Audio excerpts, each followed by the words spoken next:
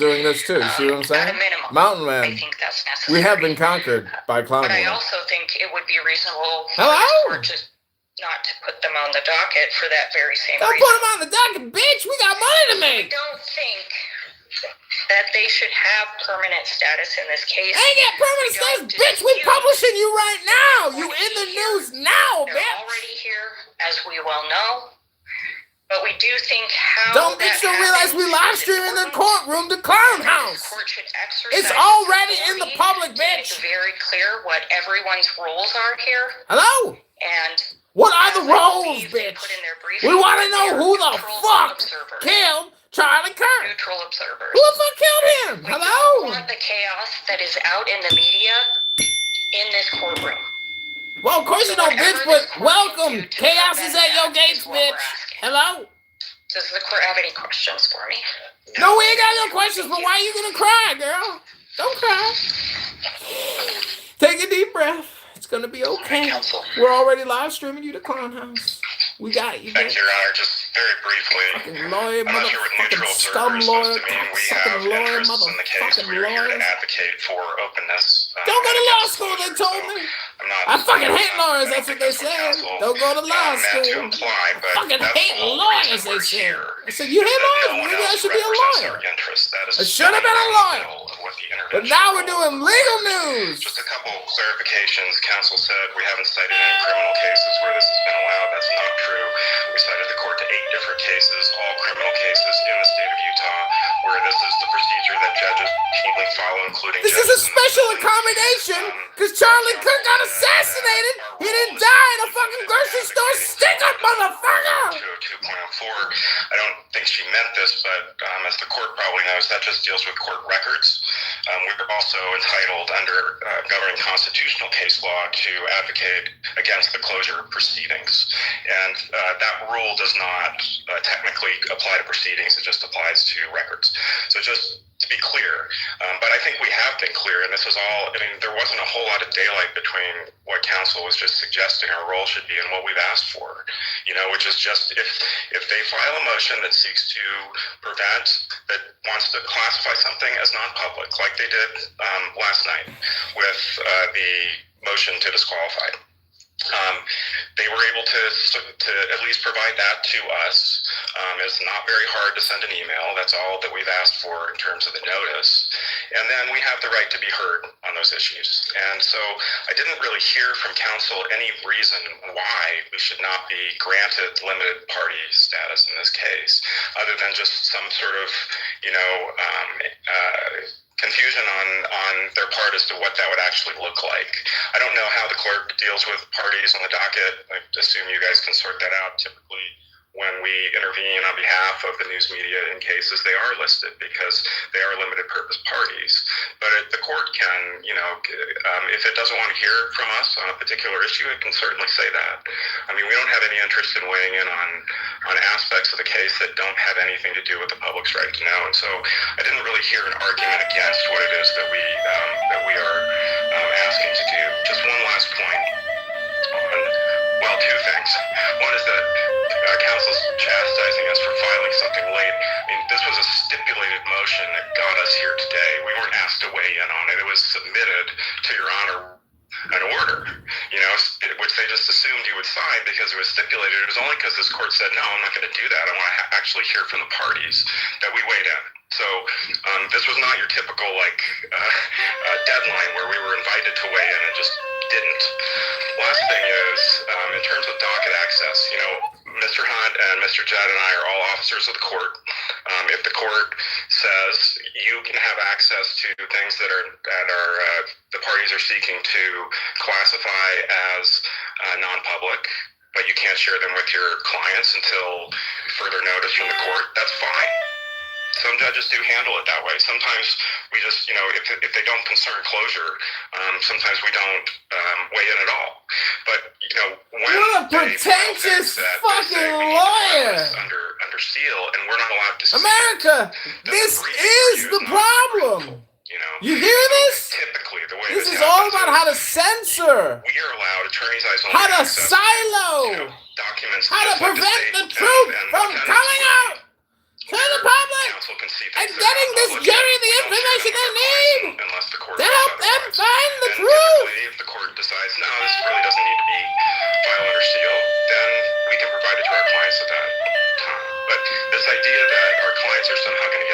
to things that are non-public. That's just not the way this typically works. If they're not public on the docket, if they're public on the docket, anyone can get them. And if they're not public on the docket, then our clients can't get them. And if there's a procedure where we can see them so that we can give the court the benefit of briefing substantively as to what it is, then we keep them attorney's eyes only until the court orders otherwise. So that's just typically the way this works. So, thank you. Anything further?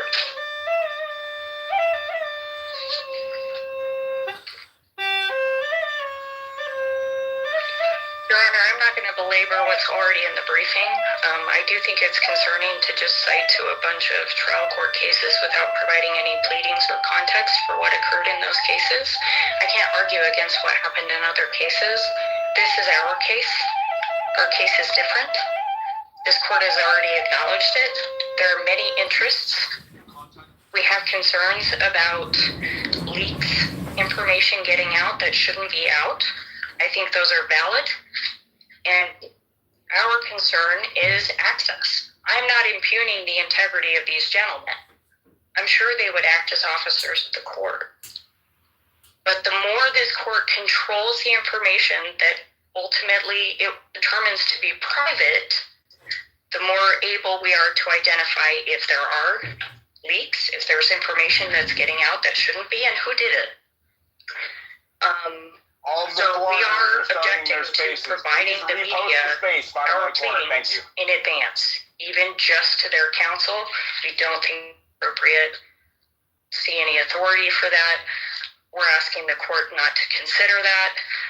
And we're concerned about opening the door to multiple other entities just filing in on this case, getting involved in the proceedings.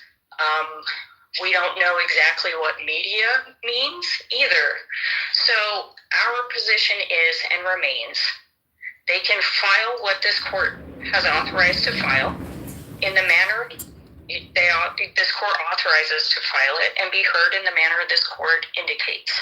We understand they're entitled to closure hearings, and I did make a mistake. We agree that they have standing to object to closure as well.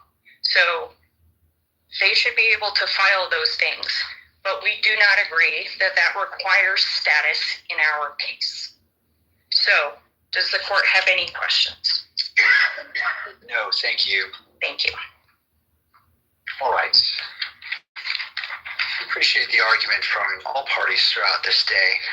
I wish to commend the preparation and the quality of the arguments, as well as the civility that is sometimes overlooked, but I wish to recognize that and appreciate counsel's demeanor and their arguments today. I previously stated when we began that I would be issuing rulings on the first issue, and when I began, I initially said October 14th is actually the October 24th audio recording of the closed hearing, as well as the October 24th transcript of that hearing. And so I wanted to create, just make that small correction. Given the in-depth and necessary arguments made in the closed hearing, I wish to take the time to issue a ruling that will say what will be disclosed and what will be kept private, because this court has a duty to do so, and I would rather do it right and take more time than to be rash and miss the mark. I need to be narrow in my approach, and it is an important issue, and so I plan to do that. In regards to the motion for limited intervention and request for notice of motions to close, seal, or reclassify, I also wish to craft my order in such a way that is concise and addresses all the issues, the important issues brought up by all parties. And so I will be issuing that at the same time. And so I will be ruling in state's motion to clarify court's pretrial and trial publicity order, and I am prepared to do so. Before I do that, what I want to do is, and counsel is being caught off guard because they were anticipating a ruling today.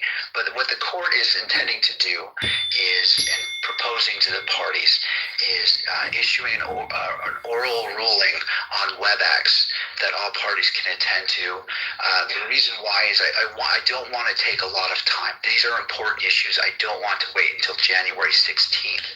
And I want to talk about potential dates. I don't imagine it will take longer than 20 minutes for this court to issue a ruling. And I want to get the parties' input in regards to their thoughts of the court issuing an oral ruling on WebEx. And so I'll open it up to the parties. We don't have any objection to that, Your Honor. Thank you. We have no objection to that, Your Honor. Yeah, same. All right. Well, next comes the trickier part when you have a room full of attorneys trying to find a date that we're all available. What dates do we have available for a 30-minute block before the end of the We year? got a lot of money to make, and we got to deal with this one. December 29th at 10 o'clock. I wonder if the WebEx is going to be public or Does that private. date work for It's council? going to be That was 10 private. a.m. on the 29th. Hello? Who shot Charlie Kirk? Another never-ending mystery. Welcome back to Mystery Tours, where we look at COVID-19, 9/11, JFK, and Charlie Kirk. What do all four of those events have in common? Well, you could say they were all manufactured incidences. And Charlie Kirk knew he was going to get his head blown off the next day. Hello? Without counsel present. All right. Thank you. I appreciate that. So we will set the court's ruling on those two issues for December 29th at 10 a.m. And note that it will be audio only for Mr. Robinson. Audio His only? request.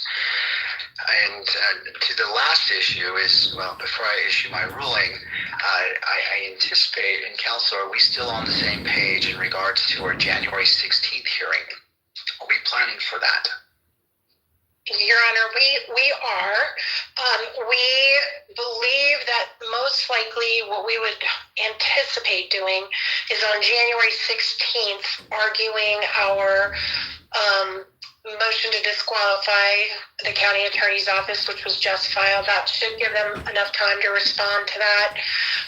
And also possibly we anticipate filing our own motion about the pretrial publicity order that has a little bit different take on it. That should be filed in plenty of time for us to argue that on the 16th as well. I think we have set aside the 30th. And that might be the one we want to save to argue our anticipated motion that's coming about keeping cameras out of the courtroom. And we will, I imagine the media will, depending on the court's ruling today, will want to weigh in on that one as well. And that would give them enough time as well. So that would be January 30th. All right, and before I go to the other parties, the January 30th date, there was some complications, and so we have to find another date. Okay. And so I just wanted to let all parties know before we lock in our schedules, what dates do we have available for a 4-hour setting?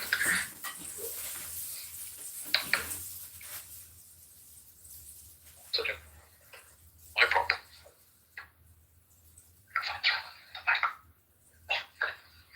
And counsel, I appreciate you giving me that roadmap that helps plan, so it allows the other parties to take in consideration dates and filings as well.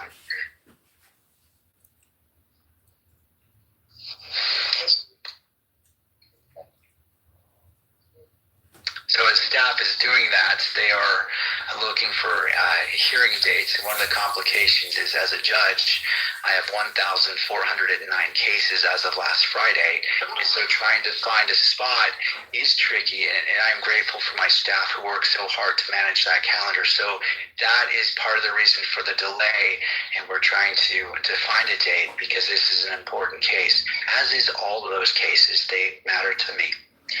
Your Honor, while we're waiting, can I, if I might just make one point that might make things smoother as we go forward with seal filings?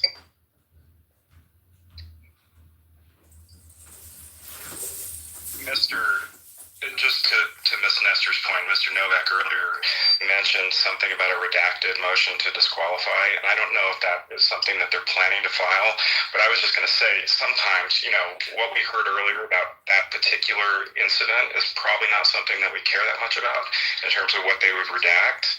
And so instead of opposing the motion to classify, if Your Honor, I don't know if this plan already in this case or whether that's what they were planning to do, but if they file a redacted version that just takes out the stuff they care about rather than closing the whole thing, then we don't have to say anything and probably avoids fighting over unsealing that document. So I just wanted to say that. I'm happy to confer with counsel if you'd rather us do that, if you don't do it by way of a court order. But No, I appreciate that input from both parties, and then we'll get to the date. Your Honor, I do anticipate going through and seeing what we can redact and working with the state on that as well, and with media counsel. All right. And we agree that filing a redacted version is a good way to go. We can work together on that. As far as the January 16th hearing, the state will do everything it can to respond to these motions as timely as we can, as expeditiously as we can. I just want to note that that January 16th hearing was set with the expectation, the previous expectation was that defense counsel was going to get us these motions before Thanksgiving. And we just got the motion to disqualify last night.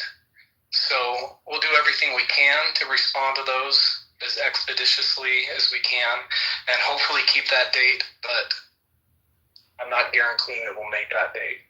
All right. I appreciate the heads up.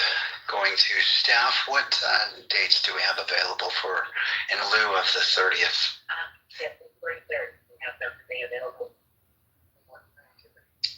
February 3rd, morning or afternoon setting?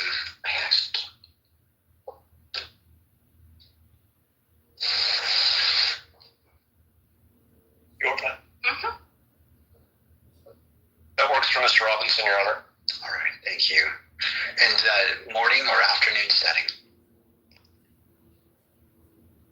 Either works for us, Your Honor. As well as for the state, we're available on the 3rd.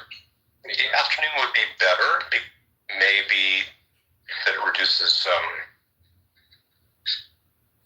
travel time. All right. Well, it is always nice when all parties agree. So we have February 3rd at 1 p.m.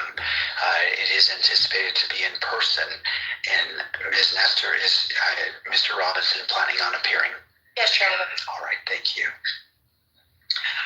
All right.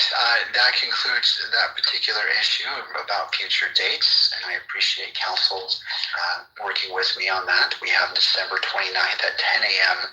for the court ruling on these two issues, and that will be via WebEx. And then February 3rd, January 16th, I believe that is at 1 o'clock. Is that correct?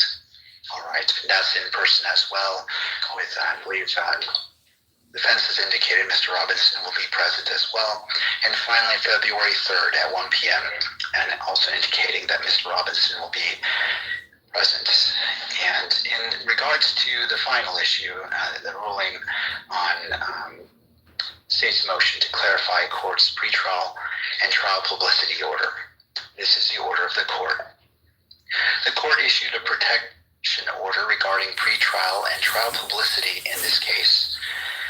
The order prohibits attorneys who are associated with the prosecution and defense of this case from intentionally, knowingly, or recklessly permitting a witness, investigator, consultant, staff member, or other member of the prosecution or defense team to make extrajudicial statements, which, if made by the lawyer, would violate Rule 3.6. To that end, lawyers participating in an investigation or litigation of this case shall inform all witnesses, investigators, consultants, staff members, or other members of the prosecution or defense teams about the prohibitions contained in this order. The state moves to amend or clarify the court's use of the word witness as used in the publicity order because it is vague, ambiguous, or overbroad. The state asserts that there are over 3,000 lay witnesses of the alleged homicide. The state does not know if it must inform each potential witness or each potential and possible witness of the prohibitions in order, or whether the order applies only to witnesses who are members of the attorney's teams, such as investigators or experts. Due to the potential confusion, this court grants the state's motion and offers the following clarification. The word witness, as used in this order, applies to all witnesses who are part of the prosecution and defense teams. This includes any witness, including lay witnesses, whom the prosecution or defense has a good faith belief will be called to testify at a hearing or trial.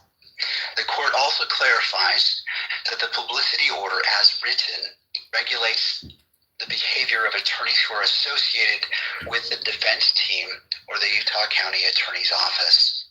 It requires the attorneys to abide by Rule 3.6 and, in order to deter non-attorneys from making prejudicial statements, requires the attorneys to inform witnesses about the prohibitions in the publicity order. Informing witnesses about the prohibitions in the publicity order is a necessary step. It is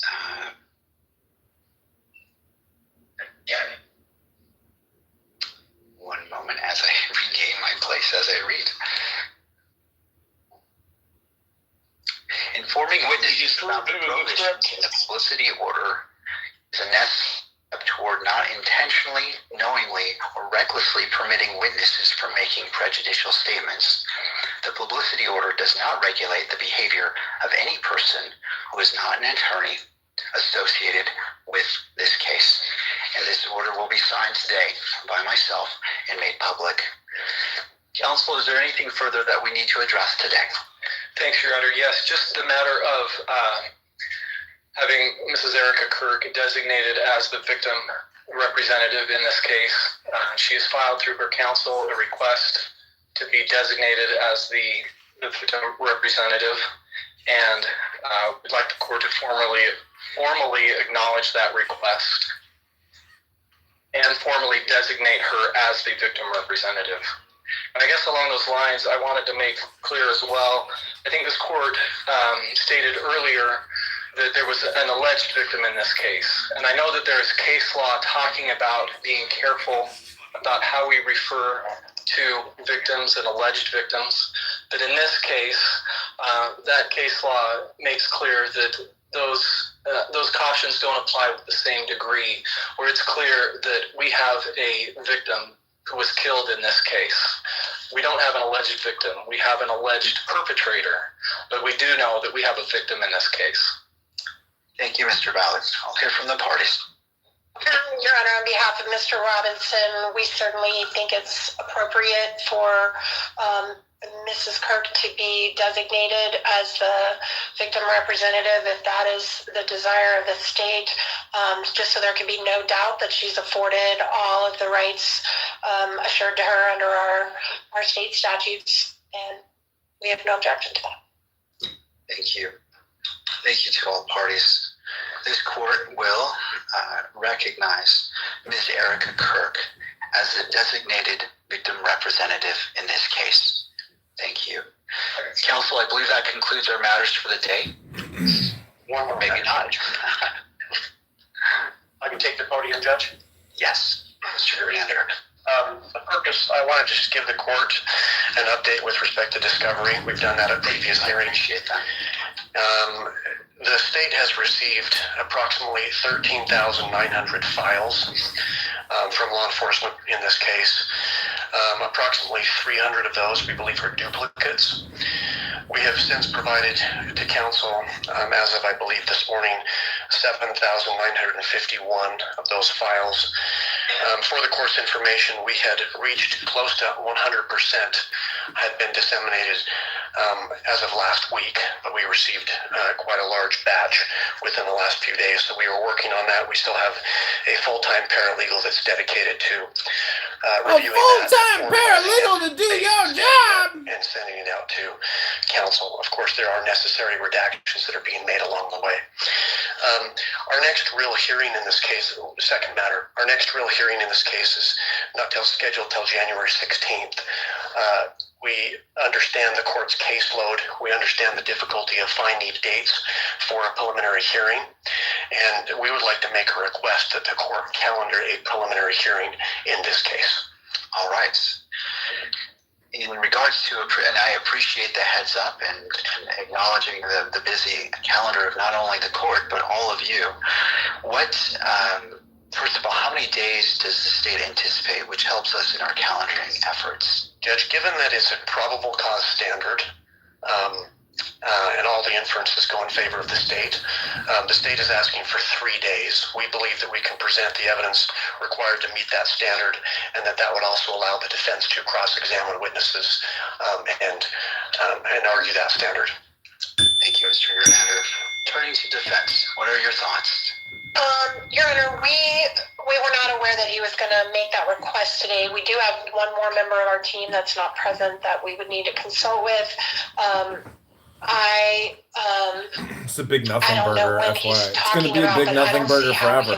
This is all attorneys do. They're essentially time travelers. They're time traveling hypnotists. And also we do need to deal with the That's what they do professionally. Just delay. Push, delay. There's so much information. You know how long it takes to get verbal information into the record for these things? This could go on forever. Setting a date when we still don't have all the discovery Probably won't have a materials. We have verdict till significant like a year, discovery right? materials that have not been received yet, that we know are out there and coming and important, and we have to, have time to. And they're going to restrict all audio and video. I mean, this whole thing is about Erica Kirk letting no information come out. So and then that's people are going to just take going to away sit my there ability to and hypnotize work and themselves with it process for like a through year. discovery and But Chris, I'm communicate breaking with our free again soon into the book club. It seems to me that with the understanding of what I'm gonna Mr. go Grenander's trying to full-time book accomplish, meditationalist. that maybe we come to the hearing on the 16th Soon. with I don't an know idea when. about, Shit is so we can have addictive. some conversations with Mr. McBride and also with the paralegal that's dealing with all the discovery, and see realistically when we think we're actually going to have the vast majority of the discovery materials to us, and how long it's going to take us to review it all. So maybe we could just come prepared in about a month to try to accomplish that. In about a month? Just 2 points, Judge. Sometimes I feel like we as practitioners sometimes lose sight of the purpose of a preliminary hearing. It is a probable cause determination.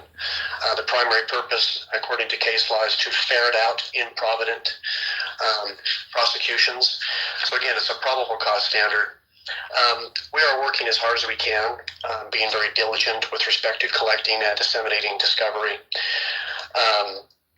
Rule 16, subsection 2, speaks to the timing of mandatory disclosures, and it is our duty. It's a continuing duty. So as far as complete discovery being provided, in a case like this, complete discovery is going to be ongoing until probably trial. There are times when things become available during trial that are discovered to opposing counsel. But it says the prosecutor's disclosures must be made as soon as practicable following the filing of an information, except that a prosecutor must disclose all evidence that the prosecutor relied upon to file the information within 5 days after the day on which the prosecutor receives a request for discovery from the defendant. That's been accomplished. It then says, in every case, all material or information listed in paragraph A1 that is presently and reasonably available to the prosecutor must be disclosed before the preliminary hearing. So we are in the process of that, collecting it as quickly as possible, making any necessary redactions, and moving it to the defense as quickly as possible. But complete discovery is not required before a preliminary hearing. We have to provide it as quickly as possible. We have that duty, and we continue to do that. So we think we can schedule a preliminary hearing and work towards that. I'm aware of Ms. Nestor's schedule. I know she's going to be in trial, I think, in February and March. And I'm probably overestimating the availability of the court's calendar, but the hope would be sometime in April to schedule a preliminary hearing. All right, I'll submit it. Judge, you. Your Honor, can I just clarify one thing? I mean, the county attorney has made a decision, a very public decision, to announce their intent to seek death the day that there was an arrest, which means that that obligation to provide us with the probable cause for everything they relied upon to charge applies now to their intent to seek death. And we're nowhere near getting that material. So that was their decision to release that. Normally that decision is not made until 30 days after a preliminary hearing. They made it in advance, and now they've got an obligation to tell me their aggravation and what they've relied on to make this a death penalty case. And we have not received that. So I'm waiting, but I'm just laying that out there for now. Thank you. I appreciate the arguments from all sides. I do not find there is any prejudice in setting a date for a preliminary hearing. It is not set in stone, and it certainly can be moved. I recognize that the parties have a lot of obligations, but I also recognize the importance of this case moving forward, and if nothing more than this is a goal for the preliminary hearing. If it needs to be changed, the court understands that. That is what happens a lot in the criminal calendars and criminal dockets. What is a date that we may have available for a 3-day setting for a preliminary hearing? Judge, the first week that we would have available here is the week of May 18th. We do also have a week of some days in June, and there's accommodate. We do not have one in July. We have several August. All right, let's take a look. So, counsel, well, what dates in June? June starting on the 15th.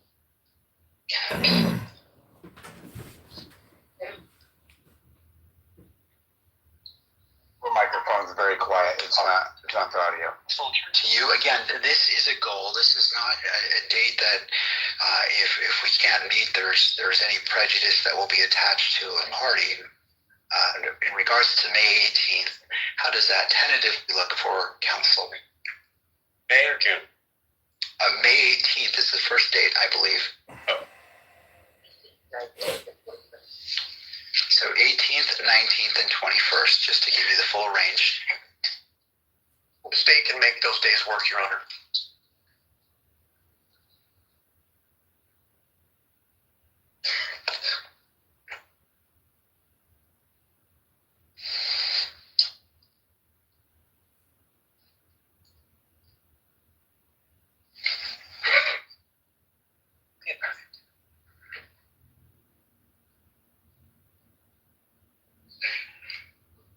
They're just checking their calendars. Your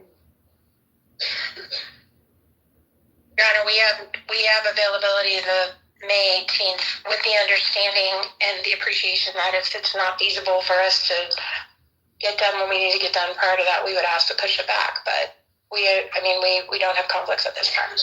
All right, thank you. So May 18th, May 19th, and May 21st. And it will be in person. And do we anticipate, if that date moves forward, Mr. Robinson being in attendance?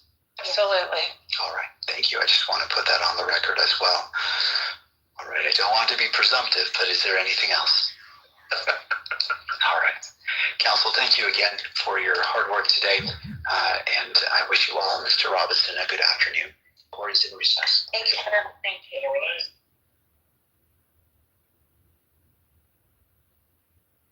And that's it. Court is in recess.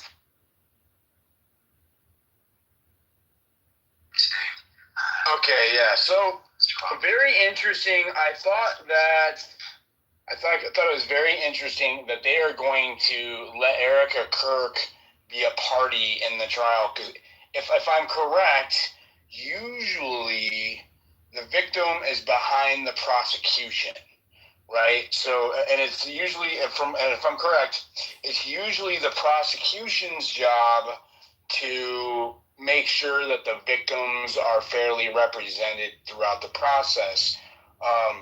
It sounds like she's inserting herself into this trial, which is fine. Obviously she has the most interest out of all parties to see that there's justice done here. So I am not disparaging her at all for that. Just like from a legal standpoint, I just thought it was an interesting turn of events. This whole thing with the closed session and, these motions that are filed, like there was a motion filed last night by the prosecution that was done in secret. And that's what they're redacting, right? Like, what's going on there? Like, why are they sealing or editing out certain portions of this trial to the public? And what's even more interesting to me is that Tyler's attorneys are on the side of removing the cameras from the courtroom. They don't want this publicized for some reason. It even sounds like the state is not interested in having cameras in here. The media has their own lawyer.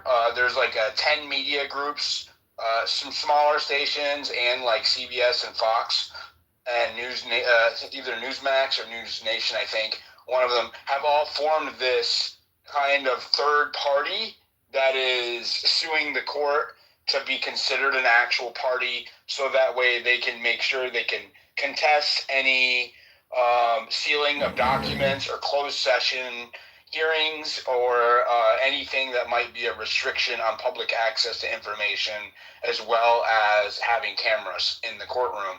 So that's one of the things that was presented today, and the judge is going to rule on all of this through a WebEx hearing, which means it'll be done online, it sounds like, on December 30th, so just before New Year's. So that's kind of crazy timing.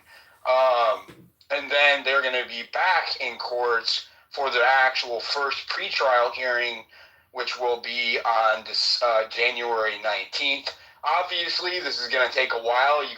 You heard them say that there's so much discovery, and because the prosecution moved so fast for the death penalty, there's a dispute on how much time they should have to present evidence that this is a capital punishment crime, that it meets all of the qualifications, because they declared that it was a capital punishment crime before they had collected all of their evidence. So they're trying to limit the scope that the prosecution has to collect all of that information and use it in trial. So they set that for June, right? So like that just tells you how long this trial is going to take. We're looking at the middle of next year for the cap on discovery so far, and they're actually having a hearing to make to like litigate that. So that means that the scope of this trial is massive. You heard what they said about the witnesses. I think that was an important clarification as to the gag order today. They said that as it pertains to the case right now, only attorneys and people involved with counsel are really under the gag order at this time. And key witnesses need to be notified if they are determined to be under the scope of the gag order. So technically, key witnesses could be out there in the public, and they even said until that becomes a problem, they didn't feel like it was necessary to really litigate that. So that they thought that they would have to come in and litigate it later on when it does become a problem. So I thought that was very interesting. So that means you could technically interview a witness. From what I understood, and maybe I'm wrong, we can look at it, but it sounds like witnesses could give statements. And if that's so, I think it's very interesting that we have key witnesses that were there giving public statements about their testimony, like Blake Neff, for example, publicly using Charlie Kirk's platform to convey information, but we have zero witnesses from the Robinson family or anybody else on his side also airing what they witnessed publicly. Like, why is that? That seems a little unbalanced if we're seeking justice. Very, very interesting turn of events. Grok, did I get my interpretation of the gag order segment accurate? Yeah, you nailed it almost perfectly. The judge clarified the gag order today, like this. Only the lawyers, prosecution and defense, are actually gagged. They have to warn their own team members, investigators, staff, consultants, and any lay witness they have a good faith belief they will actually call to testify. Hey, don't say anything that would violate Rule 3.6. If a lawyer said it. Regular people who might have seen something, even important things, are not gagged unless and until one side decides, yep, we're definitely putting this person on the stand. So right now, random neighbors, party guests, etc., can still talk freely. Only once the state or defense tags someone as, we're calling you, does the lawyer have to notify them and bring them under the umbrella. That's why the judge said, we'll deal with it if it becomes a problem later. Translation, witnesses can give interviews today, and nobody's technically violating the order unless the lawyers already know they're going to call that person and didn't warn them. So yeah, your read was spot on. Blake Neff or anyone else talking publicly right now is fine under this order, unless the state has already internally decided we're 100% calling him and forgot to tell him to zip it. But it only counts against the, it only holds water against the witness if they have been notified by the courts. Correct? Exactly. Nothing in that order punishes a witness directly. The only one who gets sanctioned is the attorney, if they knew, we're calling you, and never told the witness to stay quiet. So if Blake Neff blurts tomorrow and nobody warns him, he's fine. The lawyer's the one in hot water, not him. Court can't touch the witness unless there's a separate, broader gag on the books. Right now, it isn't. All right, thank you for that, Grok. Bottom right corner, everybody repost the space. We're going to get into this. Slick What's Dog interesting, Diligent? Go ahead. Really quickly, what's interesting about you were mentioning that the defense, and that is interesting. Although I'm not surprised. Defense kind of is leaning against wanting cameras.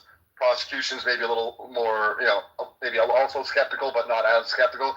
But what's interesting is that Erica Kirk has come out repeatedly, publicly in favor. She said that she wants everything broadcast to the public. So that because her rationale, which makes sense, is Charlie was murdered obviously publicly in front of thousands of people in person and millions at home, and so that the evidence should be broadcast so that people are believe that justice has been done. And I agree with that. You are right. She has come out and said that, and and obviously she feels that because I know that during these investigations, detectives and prosecutors often share information with the victims in these cases, and as Charlie Kirk's wife, she is considered a victim. So it doesn't surprise me that she would be looked at as a party. I'm just wondering what that means. You know what I mean? Like, she asked for explicit representation through an attorney to represent the victims in this case, and I'm just wondering, how much impact that has on the judicial process. And Slick Dog is my resident legal nerd, and so Slick Dog, did I interpret the events today accurately? Would you say? And can you elaborate on Erica Kirk's role in this trial going forward now that they've deemed that she is a party as the victim's advocate?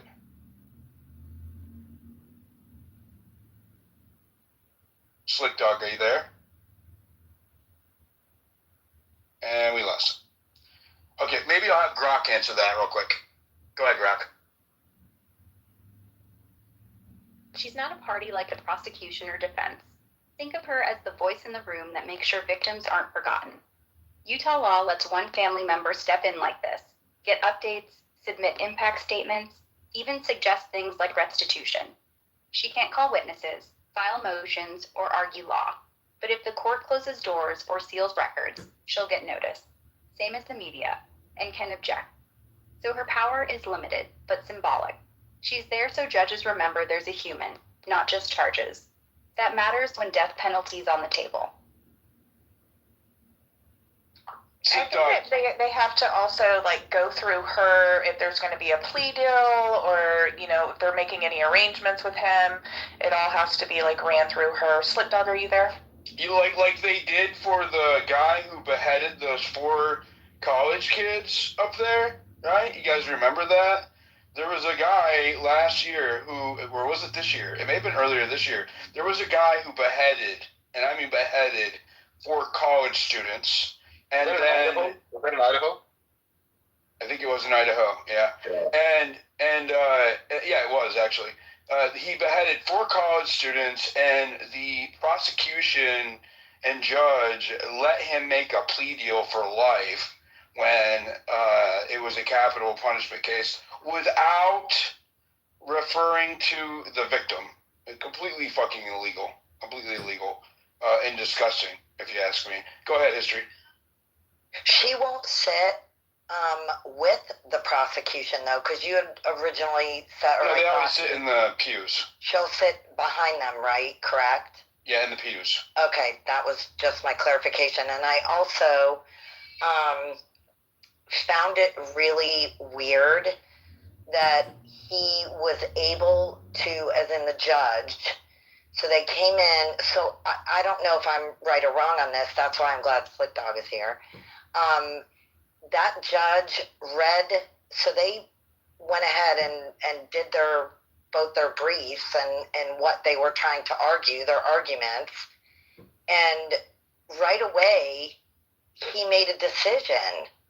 It was like, I'm sorry, maybe it just came across to me like... What do you mean? What did he make a decision on? So she had said, like, even about the preliminary dates and stuff. And what she said is so true. I mean, the date was already set, and it was something that was agreed on by all parties. No, the one for June or May. The one for May. Yeah, that was just them. He was looking for common ground. Like, if nobody's in objection on the dates, I don't see why that's a problem. Okay, if all but parties are in agreement on scheduling the date, what's the issue? Okay, but even his reading of what they were arguing even in the beginning. Well, hold on. Let's we got Slick Dog up here. Okay. He's an attorney. Let's go to him. Slick Dog, were you able to hear what I asked you earlier? Can you? Yeah, I was on 2 things. One, just to remind everyone, I know I've said this before, but the so-called the gag order is really just putting in the form of a court order what is already existing requirements under Utah's Attorney Rules of Ethics. So these rules already exist, and so I think what the judge has done is just put a fine point on that, and which makes sense because the way that a lay person reads it is it's overly broad, and I've read the existing order that was issued back in September. Is my interpretation of it accurate? It is. Yeah, I think it's accurate. Yes, and it really and what the judge has just done is put a fine. But it was it's still the same. It is an attorney rule of ethics. An attorney, I mean, even if, as long as the attorney has notified the witness or the other party, then they've satisfied their obligation of the Utah,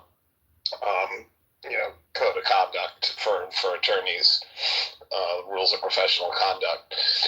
They obviously can't control them, but as far as the actual witnesses, once they're subpoenaed and are obviously parties to the case, then, they are subject to the gag order as well. As far as Erica Kirk, I don't know what the actual role in Utah is for a victim statement. I mean, that is common, I know, in Maryland, Usually reserved for sentencing, right? Sure, yes, and notice of filings, but I don't know. I mean, that would put her, they would have to prosecution would notify her as the of the requirements of the pre-trial publicity order. In terms of the preliminary hearing going way out till May or June, wow, that's significant. I will. I have not added any new filings to that shared folder that I had sent to you and Noxie. I admit I haven't had time to go through it. I really encourage you to, and it's easy to dismiss the folder with the appearing in civilian clothing, but there's a lot there, and I will go back. It's not going to be to the weekend, but I encourage you to read all that if you want to share it with the Can you weigh in on the closed session and the midnight hour motion filed last night? I can't because I haven't seen them. But can you just kind of elaborate what that is? Did you hear them discussing that in that clip? I heard it for the first time as you, so I didn't know about it. I haven't logged in to the docket to see any recent filings since Thanksgiving. So, but I will do that in the next day or two. And I think, despite what we hear or we think what we hear in the hearings, from my point of view, I want to see what did the actual motion say, and how has the judge, what has been the response from the court in terms of issuing an order. It is a busy docket. And again, I personally do not see any, indication that Tyler Robinson is getting, inadequate counsel or anything but a robust defense. And that's just, what I see. Go ahead. No, I was just going to ask you, is it normal that, he hasn't even plead yet? Whether he's guilty or not guilty? Is it normal for somebody That's to just the arraignment process, yeah. Why hasn't he been arraigned yet? Yeah, I mean, in Maryland, we have a speedy trial provision. Well, this would have to get done in a certain number of days based on the offense. So that's why I was surprised that the preliminary in Utah, the preliminary hearing is where he actually says guilty, not guilty, right, etc. So that's January 19th. I thought the preliminary hearing, But it was the defense that asked. I think the reason why is because it was actually the defense that requested the delay for the preliminary hearing because it got delayed. But I believe it was at the request of the defense because of the quote-unquote voluminous amount of evidence that they had to go through from the packet from the prosecutor, if I remember correctly. Right, and that same statement was made at the first hearing back in October. So and so on the one hand, it's a probable cause hearing. The state has enough to satisfy to present for that probable cause preliminary hearing. And on the other hand, I thought I appreciated what Attorney Nestor said for the defense that look, the state jumped the gun when on day one they said they were going to seek the death penalty when usually that is something that isn't made until after. So now they got to live with it. And what implications does that have? From what you heard, does that mean that they have to meet that criteria by the deadline for capital punishment? Otherwise, it's off the table. It sounds like that's what the implications are. No, I don't think that changes. Are you saying so? There's the burden. I feel like that's what the defense asserted was. They started the discovery clock when they for capital punishment because you have to prove that the case meets that criteria to have that charge stick, right? So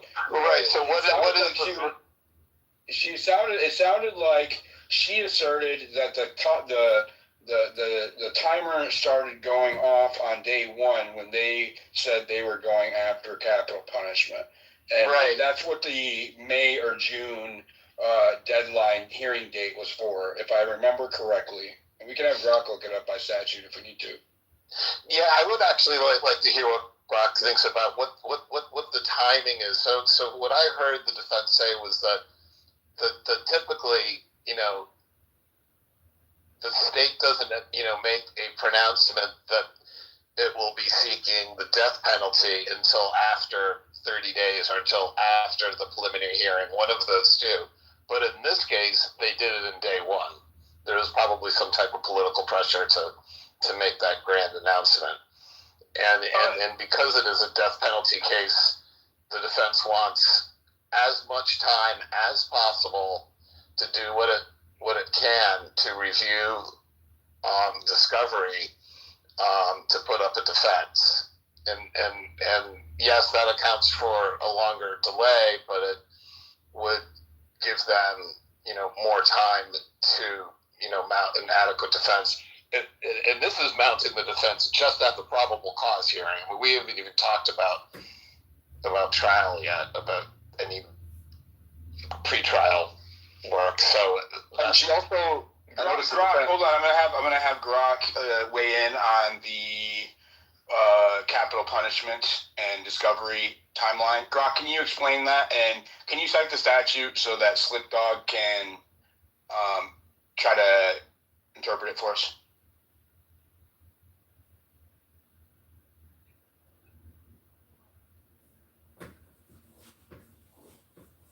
Here's the exact Utah law on when the death penalty notice must be filed and what it triggers for discovery. Utah Code 77-18-112. Notice of intent to seek death penalty. 2. If the prosecutor files a notice of intent to seek the death penalty, the notice shall be I. Filed no later than 60 days after the defendant's arraignment on the information or indictment, or I. If the defendant waives the 60-day period at any time before trial. Utah Code 76-3-207 WFC. Capital procedure. In every capital case, the defendant is entitled to 15 days after arraignment to file motions, and the prosecution must provide all discovery at least 30 days before trial, unless the court orders otherwise. Key points for this case. 1. Tyler Robinson has not yet been arraigned. That's scheduled for January 16, 2026. So the 60-day death notice clock hasn't even started yet. 2. The prosecution already announced publicly and filed their notice that they intend to seek death before arraignment. That's allowed.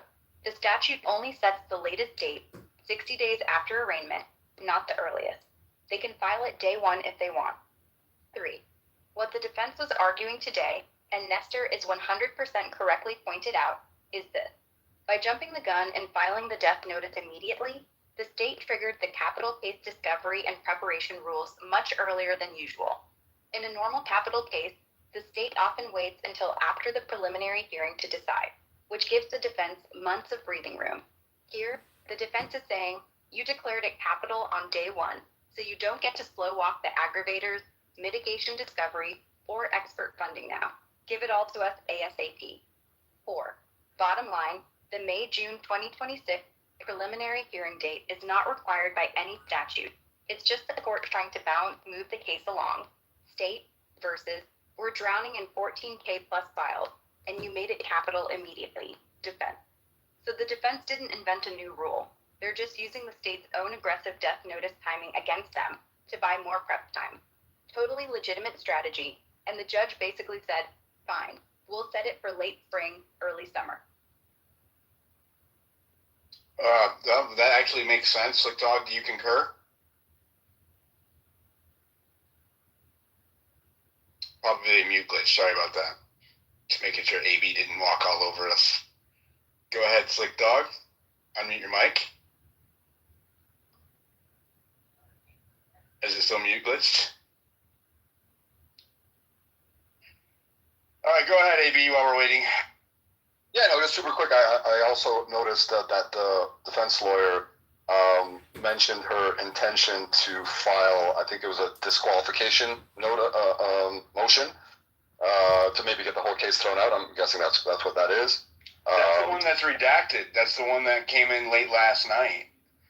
But that's a motion to dismiss, isn't it? Wouldn't it be described as such? Well, she called it disqualification is of evidence you're a witness or oh yeah, maybe that's what it was. Like that she mentioned the word the term disqualification motion, I think. It could even be disqualification of an attorney. Like I think that their disqualification can apply to many different. Go ahead, Click Dog.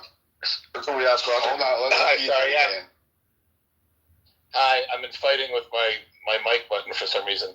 I think that Grant gave an excellent summary. That was helpful to me. And it just, strategically, I think the state kind of blew its wad early and giving the defense, an argument to demand,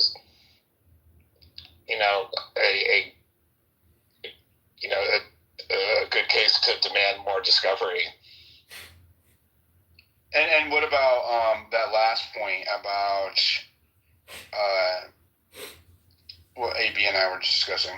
I fucking forgot. Oh, the disqualify the county. I don't know about that. The disqualifier. So what does that language mean, though? When you use the word motion to disqualify, what does that usually apply to? It sounds like they're trying to remove one of the attorneys. I don't know why. I mean, the first thing that comes to mind, it may be similar to what happened with the prosecutor in the Trump case. That was in regards to how the attorney was appointed. There could be a conflict of interest. Maybe that there's something that is disqualifying. I don't know what that is, but I found that to be one of the most intriguing parts of the case, and I want to pull the motion to see what the it's going to be redacted. It hasn't even hit yet. Did you hear that? Well, I want to say I don't know what's going to be redacted and what isn't. So I don't want to. And like a lot of things, well, they did say some of it was going to be redacted. Based on what we heard. Right, and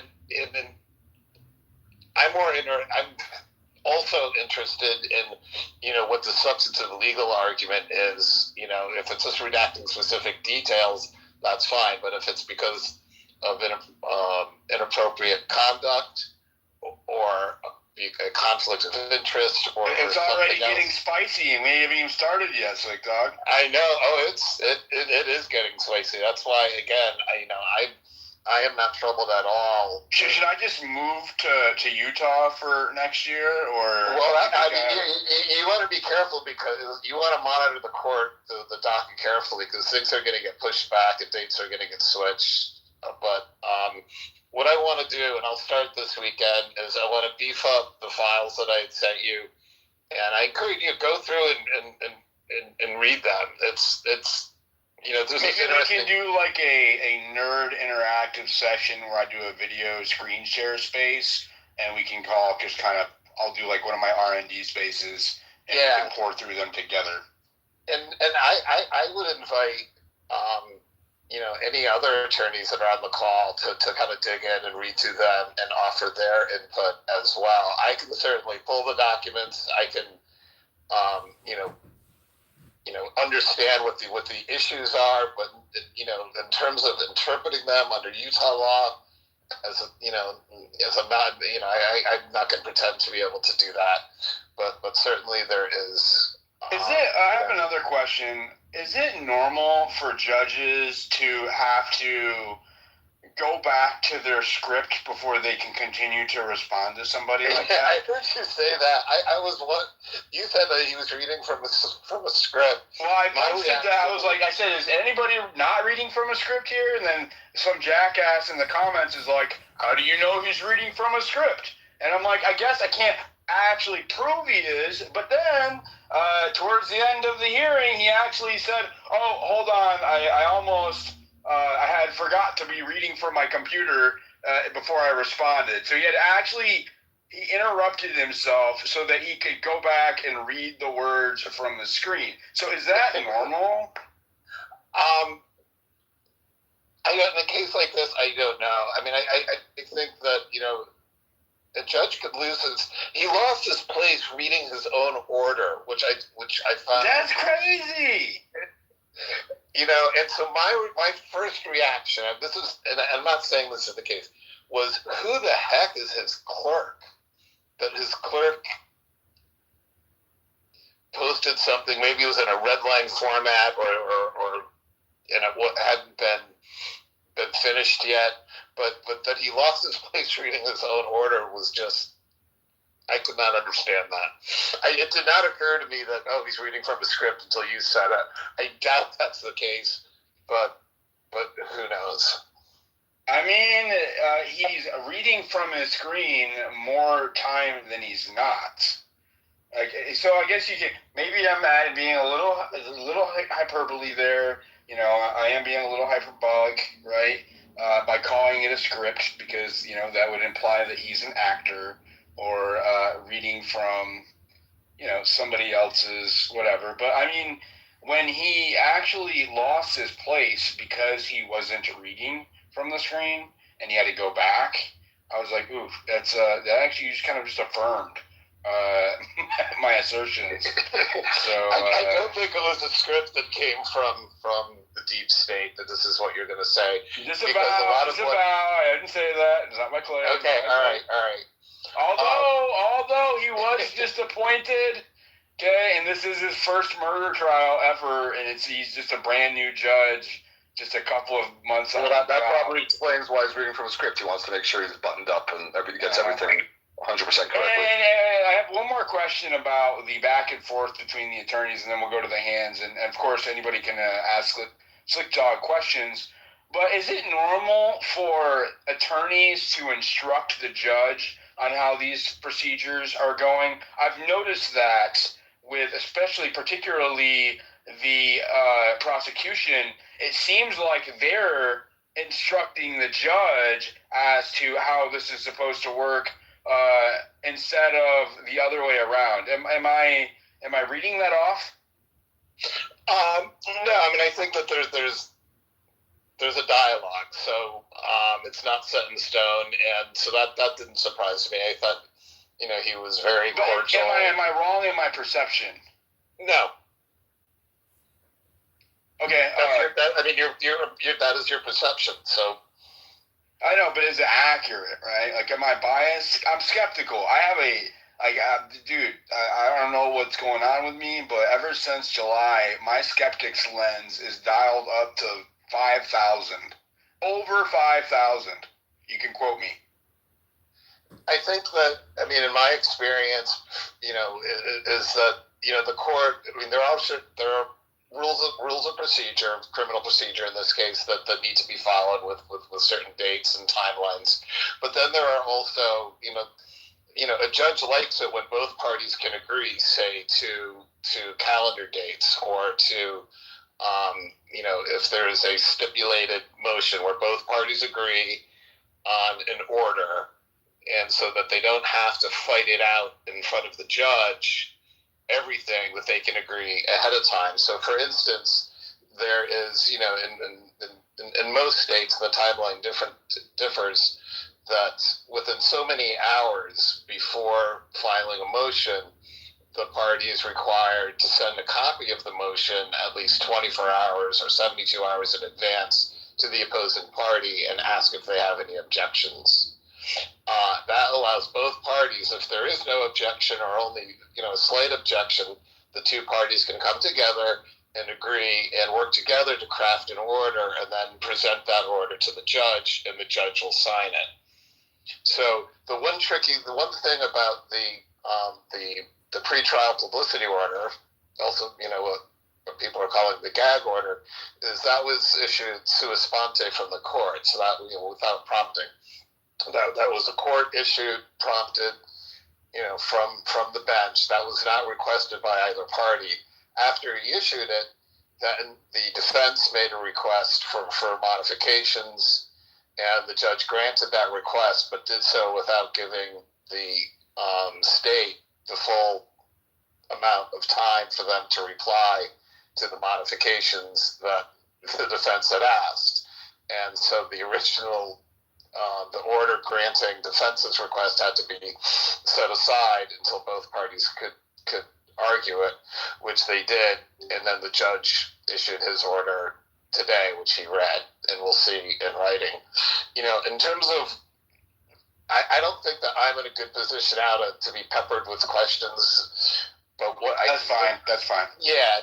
I think I've extracted the questions I needed out of you anyway. Okay. What I think I can contribute is,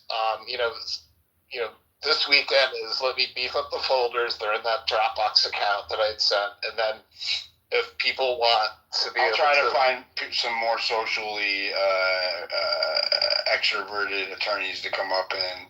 Yeah, I would really like to hear more, and I can keep on top of the docket, and when there's a new filing, just let you know during a space and talk about it. But certainly whatever, and it's going to take me this weekend. I'm buried with my own work right now, but I think that would be a good way that I can. We really appreciate everything that you're contributing, especially the docket downloads. That's amazing work. Thank you. My pleasure. Let's go to Penny. All right, Slick is awesome. Thank you. I wasn't really paying too much attention because I myself am working at the moment, and it just sounded like a boring court hearing, quite frankly.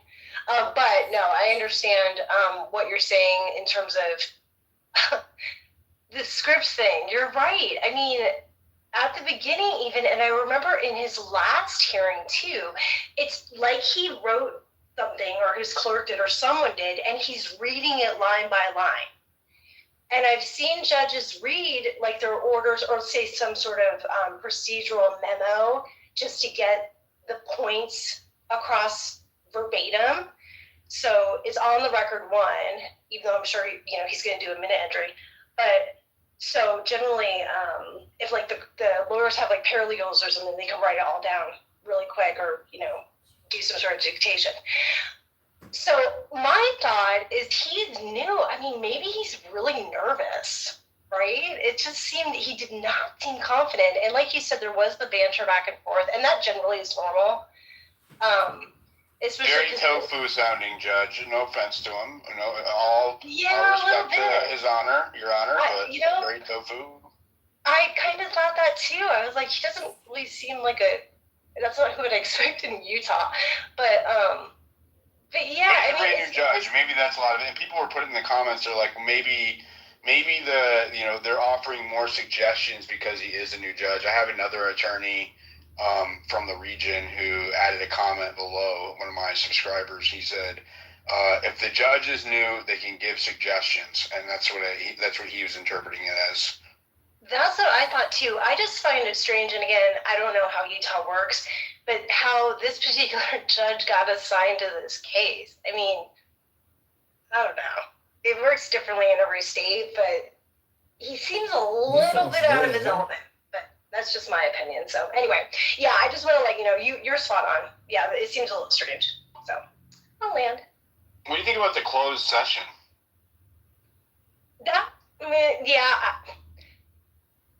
I think that I've had that type of issue come up in cases not even close to I don't want to say important, but as public interest. Thank you. And dramatic, right? I've had this happen in cases that, literally it's a bad faith insurance case where the insurer or the insurance company basically put their own interests before the insureds. And we've had closed sessions on that. So I'm kind of wishy-washy on that. I do think there's a major First Amendment issue here, but I understand the balancing of the interests of the right to a fair trial of Tyler Robinson. But I don't know. I don't know. I'm trying not to read too much into it, but I just want to let you know, I've seen it in cases that you think, why is this a closed proceeding? And it's just, it happens for different reasons. So it's not completely out of the ordinary, and especially in a case of this high profile. So. All right. Thank you so much, Penny. Go ahead, Trillian. Hey, what's up, guys? So I looked into the disqualification thing, and so typically it is used to disqualify an attorney or something, but Grok actually said that this was the hearing for disqualifying or limiting media access in the courtrooms and the cameras. So I don't know if it pertains to that, because that makes more sense to me why they threw in, let's make Erica Kirk the victim representative, because they'll get rid of the cameras, or so let's say they don't have any cameras in there, but they have Erica, in the room grieving and weeping the entire time. So basically, I could see how they could potentially use that as a tactic. So it gives her a way to always be in the room. Nobody is watching it because all the cameras are barred. So I think that's why his attorney said, well, you know what, it's not that we're against it, but let's see what happens with the camera thing first, because we basically don't want to just give Erica Kirk an opportunity to sit here and just weep on camera in the courtroom the entire time. So I don't know. She does to the point that Slick Dog made is his lawyer does seem to be kind of all right. She seems like she's taking care of him, or at least given I don't trust the state supplied anything. Well, that's what's crazy. Is she gonna rug him at some point? But so far, it seems like she's putting things together. I mean, but we're not even at the trial period, right? It's not even close. So it's way too early to determine whether or not he's getting fair representation. But about it, I can tell you this much: his grandmother was concerned about him getting fair representation. I would be too. I've talked to the parents have not been. And you know what? Now that I know that about the gag order, guess what I'm going to be doing? I'm going to be going to talk to as many fucking people and investigate this case as fully as possible. Now that I know that there's no gag order on the witnesses, my ass is going back to Utah and talking to as many people on camera as possible, so we can get a better accurate depiction of what's going on here, not from these talking heads like Jack Poso and the rest of them. I don't know if you talked to this guy yet, but I have someone you might be interested in. So it's someone who works with a friend of Matt Robinson's brother, who happens, I guess the brother of Matt Robinson happens to be in the DEA or something. But, I mean, I'll send you the contact, man. I don't know if he is in Utah himself, but nobody's speaking to Matt or the mother. The closest we've gotten to is Matt Robinson's brother. So... Can I say quickly, after the initial arrest, maybe when I was on your Spaces a few months ago, I did a deep dive into the background of his lead attorney. She's very experienced, and she's been a defense lawyer her entire career. She's never been She's been a federal court-appointed attorney almost her entire career. Yeah, public defender. Exactly. So she's a part of the system. Sure, she's definitely part of the system, but she's always on the defense side. And I've met a bunch of, because I have a lot of lawyers. And what is the win rate in federal cases? Cash Very high. No, yeah, I agree with that. Patel was also a court-appointed attorney for most of his career before he... No, but he's been on both. He's worked... I'm just saying, it is precisely the type of background you want. Not a newbie. You wouldn't want a newbie public defender. He's worked for the team that loses 98% of their cases. That's the defense in general. That wouldn't matter whether he was getting a Johnny Cochran or a public defender, right? But the point is, she's super experienced. She's been doing it for well over 20 years. She's Not true. Tell O.J. Simpson that. That's true. That was a very one of a kind case for a lot of reasons. But still, it doesn't affect the overall. Most people who get prosecuted this have is almost a one of a kind case in and of itself as well, right? No, I agree. Yeah. I agree. But I'm saying that had the racial dynamics for sure. All I'm saying, and you don't have to take my word for it, but it's scary that the prosecution is asking him to make unprecedented decisions. Did you hear that in one of her final arguments? Because that, if they're asking for precedent, the increases. If I understand correctly, if he makes decisions that are based out of precedent. And if they are really a new scope of law, the likelihood of it getting challenged or overturned or appealed or even appealed later on increases because they're not going through established precedent. So I feel like it's interesting to me that the prosecution would ask for setting new precedent when that might actually affect her case later on down the road. What's the new president? I might have missed that because I didn't listen to the whole hearing. It was I believe it was about the scope of the. Well, it was weird because she actually addressed two things. She addressed the scope of the gag order and also the media's role as a party to the case.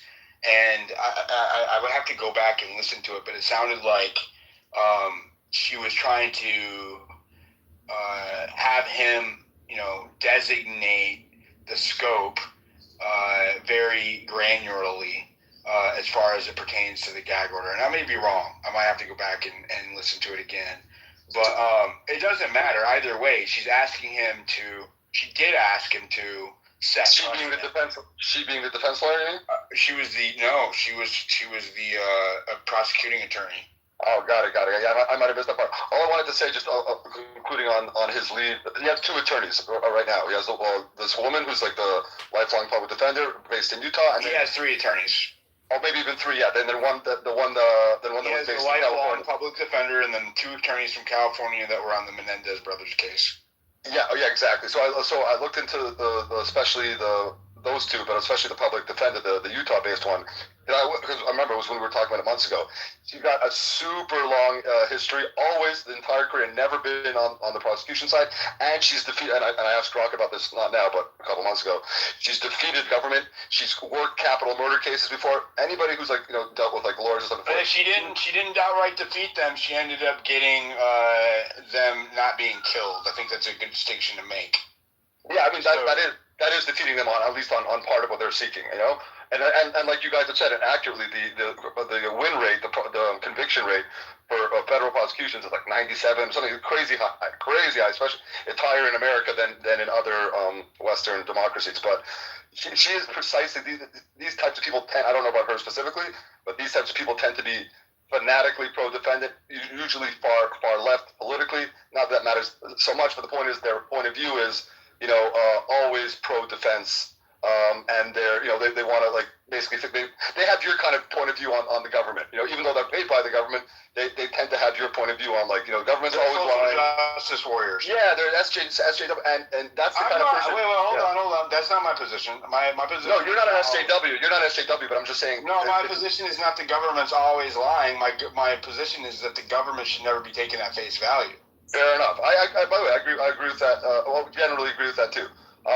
But the point I'm trying to make is that's the type of person, if you're on trial for murder or for any serious crime, and you want that type of person who has experience and who has defeated the government in the past and who's only been a defense lawyer, that's the kind of person you want defending your ass when they're trying to kill you, obviously.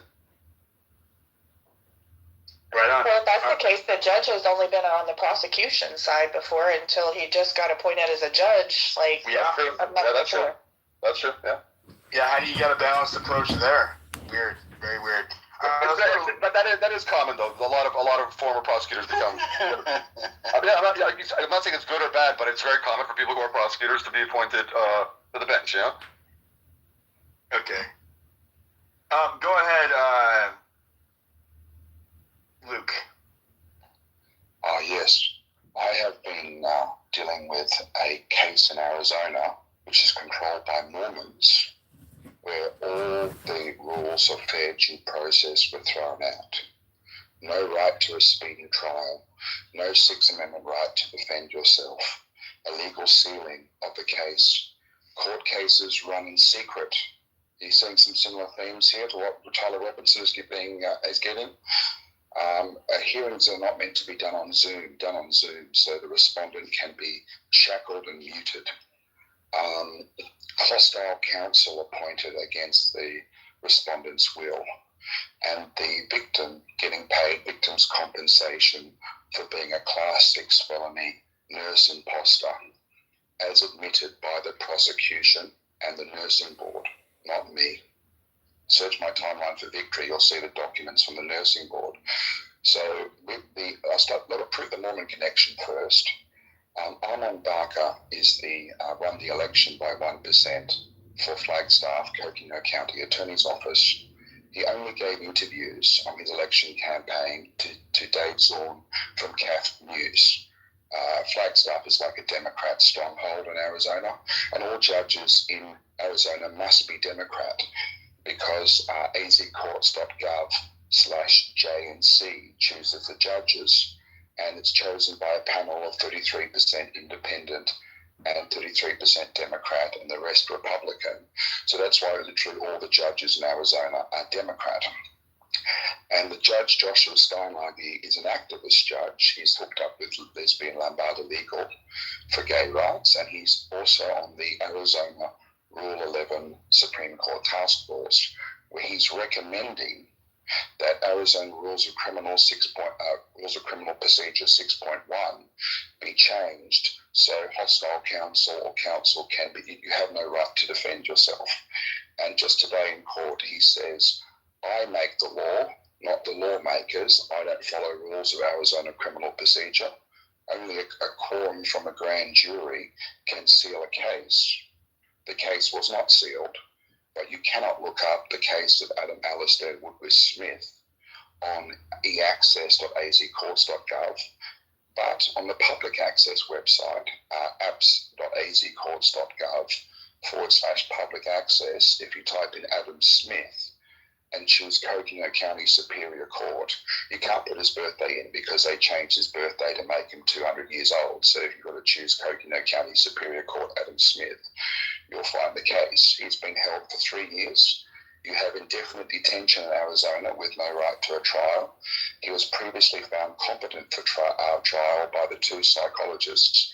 There's only 2 people who decide who is competent in Flagstaff, Dr. Deborah Pardee and Dr. Wayne General. Wayne General said, if you do a Roman salute, that's grounds to deny a trial. If you say your former lawyer, Adam Zickerman, was a pedophile rights activist, that's delusional. But he was in the Washington Post in the case of Samuel Rappatree Bateman from the fundamentalist sect of Latter-day Saints, Mormons. And Zickerman said the whole case against Samuel Bateman is religious persecution. That's 2 weeks after the FBI indicted him for having sex with his 9-year-old wife. Only Alan Zickerman, after doing that, was successfully nominated to become a judge by that J&C committee. As well as being an activist for intergenerational child sex, he ticked the DEI box on the form to become a judge. He chose race Caucasian, but he ticked the DEI box and he said, because the pain of the Holocaust followed the sperm from my father into my mother's. Are you talking about the current judge in this case? Yeah, current judge.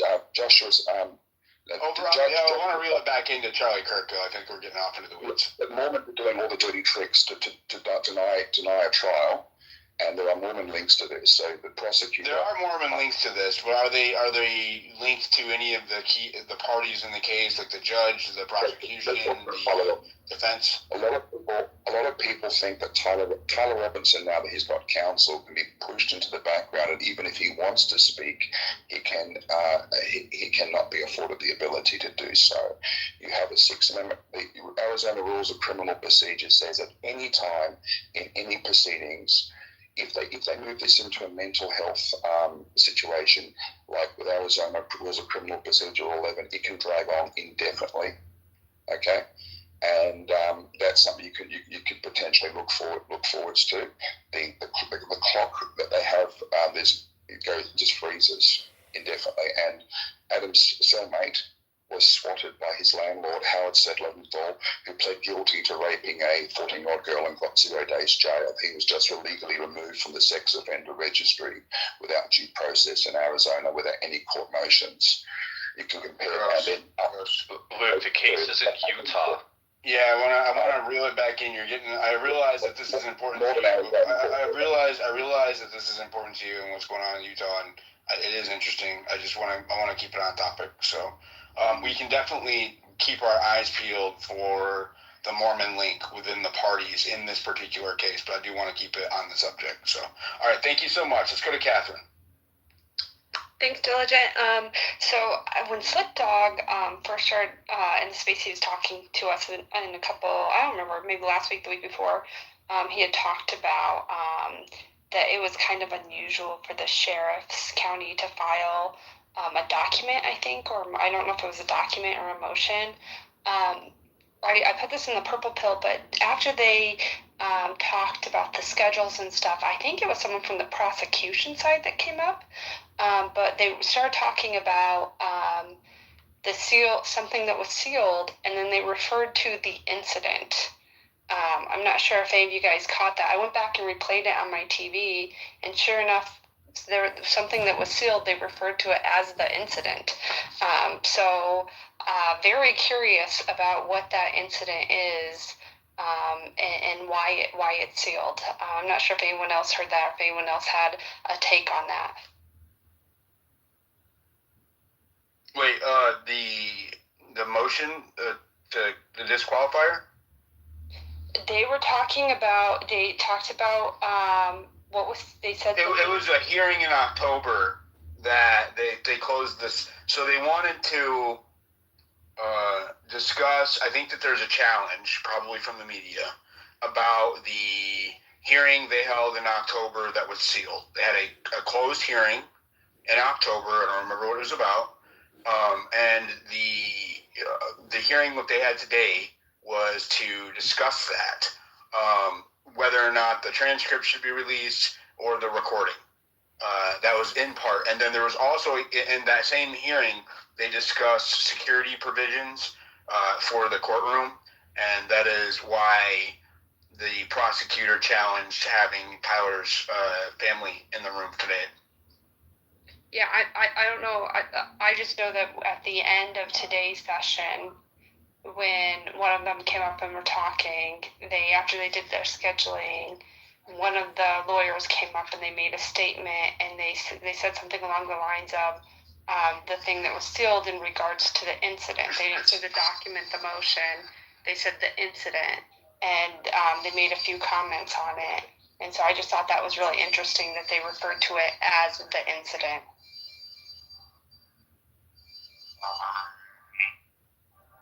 Diligent sounds like he's making a new post. So, Dog, do you want to respond to that? Because I don't know.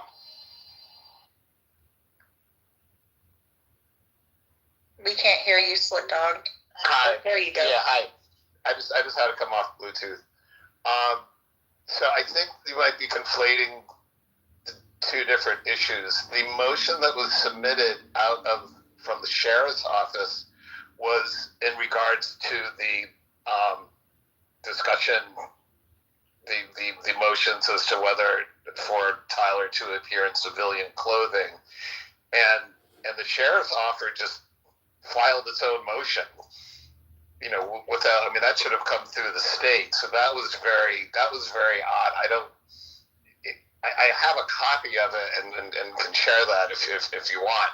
But the defense, strongly objected to the sheriff's office filing its own motion.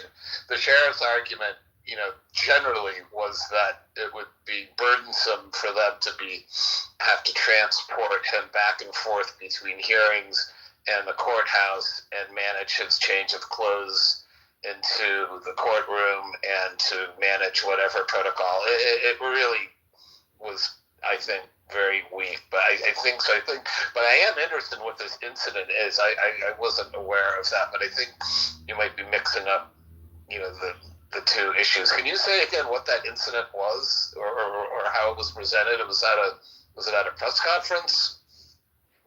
No, it was today I was trying to pull it up on my TV real quick, but at the end they had done all the schedules and all that, and then it was really close to the end. I posted it in the Purple Pill right when it happened, but they were talking about something that was sealed, and then the lawyer that was talking, he said in regards to the incident and something along that was sealed, and to me I was like, oh, that was. You're conflating two different things. Yeah, the incident was the. Maybe the incident was the shooting. No, when he referred to the incident, he was referring to what was specifically what was sealed. Interesting. Yeah, I remember exactly what you're talking about. I'll try to find it. I remember it. Yeah, it was just really weird. He didn't elaborate, right? It was about the October. No, I don't think it was about the October. I think he accidentally said the incident. I don't think it was meant to. I think he meant to say the document or the motion. He didn't say which. But he referred to it as the incident, and it was along the lines of something that was sealed. I'll try to find it if I can, and I'll come back up if that's okay once I find it. Okay. That's interesting. Brock, can you remember what incident the judge was referring to? It was the lawyers. Brock, the judge. Brock, can you try to remember what incident was mentioned? Don't interrupt the prompt, please. The incident was the defense filing their motion to disqualify the prosecution last night. Under seal. No heads up, no chance for the state to respond before today's hearing. That's what had them annoyed, not any courtroom drama. Brock, can you explain what the role of a victim representative is in a criminal case in the state of Utah? In Utah, a victim representative, usually a close family member like Erica Kirk, gets formal status so they can 1. Sit in every open hearing. 2. Get copies of filings as soon as they're public. 3. Speak up if their rights are being stepped on, like if a hearing gets closed or evidence gets sealed. And 4. Read a victim impact statement right before sentence, if it gets that far. They can't call witnesses or file motions, but if the judge is about to do something that hurts victims, like hiding key testimony, they can say wait, and the court has to listen. Basically, they're the heartbeat in the courtroom, so no one forgets why this started. Statutes, Utah Code 77-38-1, by the way. Helpful. One other thing that I did mention before that I'd like to just kind of recap again, Diligent, in regards to his current defense team. So there's actually, there are 4 attorneys that are listed on motions. I don't remember the name of the 4th attorney. Then one got added then. Well, they've been, I mean, I have to look at the notice of appearances, but they're, at least for the last month or 2, I've seen 4 different names listed at the bottom of motions that have been filed by defense. Now, 2 of those attorneys are from out of state. When you're in out of state, they have been admitted into Utah as pro hoc vice, which is for this occasion only. So I've, a couple of times been admitted just on a case-by-case basis. The most memorable one was in Virginia, where I was admitted pro hoc vice. And what's very important, and every state's a little bit different, but they all require that there be local counsel. In other words, so that if there is and this is so the one that the top line on any motion that's going to be signed, or in Virginia anyways, now even if you're admitted pro hoc vice, you cannot sign the motion. The local counsel has to be involved. And depending on the state, the local counsel must be physically present at all hearings. And so you can't just have an out-of-state attorney showing up. And this is important, particularly for procedural matters where, you don't want to have an out-of-state attorney saying, sorry, Your Honor, in California, the deadline for filing is, I didn't know that the deadline was 4 o'clock. In California, it's 4:30. And this way, it keeps things on track or notification. Someone who's an expert on the local rules, in other words. You want to have someone who exactly has its own laws, right? So it's very important. And you can practice in a state that you're not in, but you have to do it under another attorney's like umbrella. They're like licensed umbrella. Correct? And that attorney is ultimately responsible for the for the entire defense team if they're from out of state. It's on them. Certainly in Virginia, they take it very, very seriously. I obviously don't know all the details of pro hoc vice in Utah, but you need to have someone, and I can't think of anyone better that would know all the criminal procedures in and out than a lifelong, appointed counsel. I think that Attorney Nestor is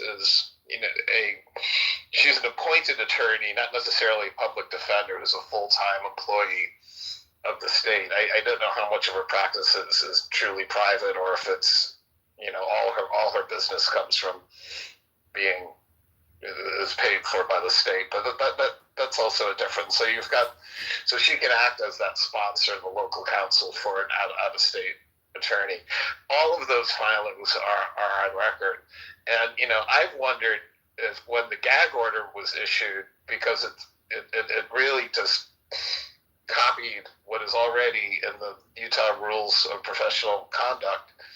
Like he was just trying to put an exclamation mark on it. Yeah, judge saying, reminding the out-of-state California attorneys, look, this is how we roll here in Utah. So just because you're being admitted pro hac vice, you need to know that you're subject to Utah rules of Utah ethics rules, attorney ethics rules.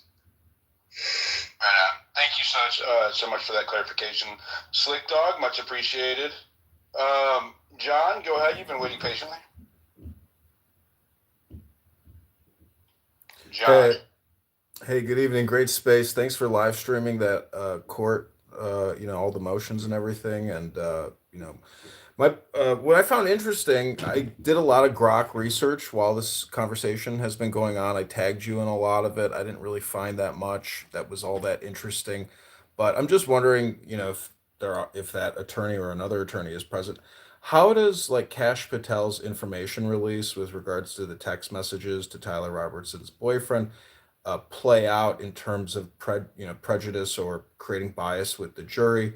I did some Grok queries on this. I tagged you diligent in it, but I'm just wondering, how do you not taint the jury by pre-releasing, basically the entire timeline of the assassination? That's a good question. He jumped off the ship though, so I don't have him on stage anymore. But I could have our Grok weigh in if you want. Go ahead, Grok.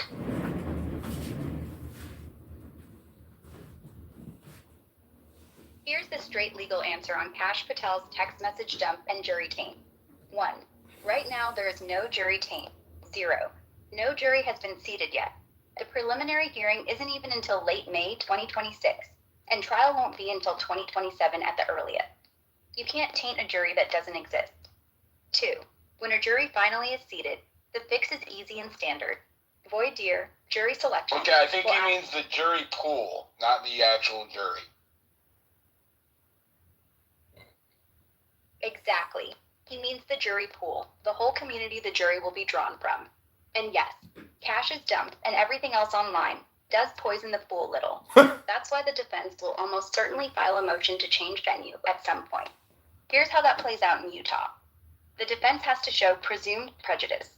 Basically, prove that so many people in Utah County, or the state, have already made up their minds that a fair trial is impossible. They usually do that with a scientific poll of the county. 80% believe he's guilty before trial. Volume of media coverage, inflammatory statements from influencers, politicians, or victims' families. If the judge agrees the pool is too tainted, he can 1. Move the trial to another county, most common. 2. Bring in jurors from a different county, but try it here. 3. Very rare, move it out of state. Real-world examples in Utah. Mark Hoffman, 1980s bombings. Venue change from Salt Lake to Davis County. Ron Lafferty, ritual killings, moved from Utah County to Iron County. Ted Bundy, moved from Colorado to Florida, partly because of publicity. So Kash's text, plus Charlie Kirk's megaphone, plus Erica Kirk's interviews, definitely helped the defense's venue argument. But the judge won't decide that for probably another... Those are nationwide platforms. Where can you get a fair trial if they're out there telling everybody he's guilty on Fox News? It's nationally syndicated. Come on. Jack Posobiec? Grok, scan Jack Posobiec's profile and cite how many times he has declared Tyler Robinson as Charlie Kirk's killer, and then tell me what association he has with TPUSA, Erica Kirk's organization.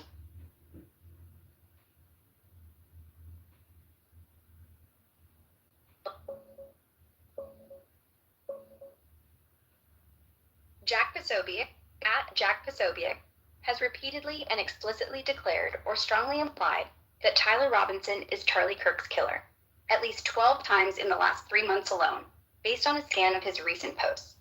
Examples include Tyler Robinson seen smiling since being arrested for the murder of Charlie Kirk. Tyler Robinson's DNA is all over the murder weapon. This isn't even a complicated case. I have a question for people who don't think Tyler Robinson killed Charlie Kirk. There is not a single shred of credible evidence that someone other than Tyler Robinson murdered Charlie Kirk. Yes, Tyler Robinson killed Charlie Kirk 3 months ago today. It was gay communist Tyler Robinson. It's very clear that Tyler Robinson is the killer, plus several more framing him as the assassin, leaking alleged texts, Discord logs, and calling him Kirk's killer outright. As for his connection to Turning Point USA, TPUSA, founded by Charlie Kirk and now led by his widow Erica Kirk as CEO, Posobiec lists at TPUSA prominently in his X bio. He is an official contributor to Turning Point USA. He has spoken at TPUSA events, including the Candlelight Vigil for Charlie Kirk. He regularly collaborates with the organization and its leadership. Multiple sources, Politico, CNN, NPR, etc., describe him as a TPUSA contributor or affiliate. In short, he's not just some random commentator. He's formally tied to the same organization Erica Kirk now runs, and he's been one of the loudest national voices declaring Tyler Robinson guilty from day one. That absolutely beats the venue change argument down the road. But if it's at a national scale, where can you find a safe venue to get a fair trial? It seems almost impossible. And if I would argue, since he's been doing that since day one, that implies he is trying to make this an impossible trial to have.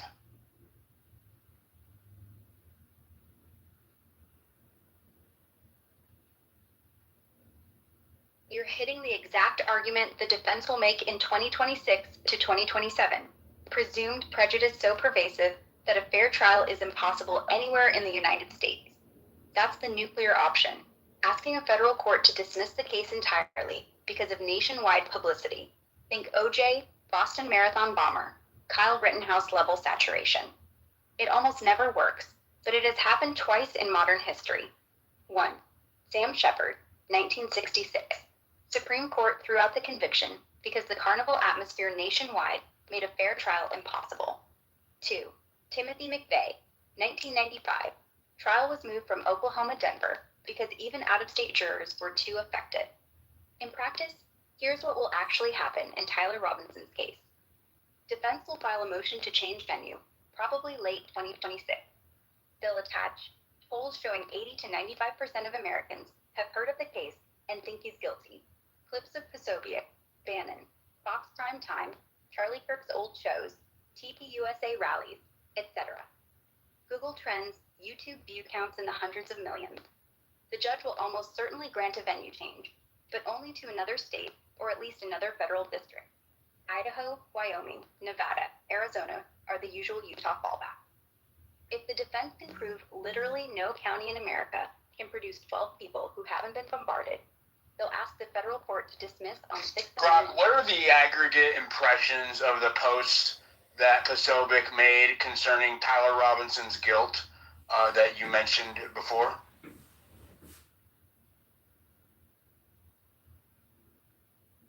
Here are the actual view counts, impressions, from the 12 most direct, Tyler Robinson is guilty, killer posts.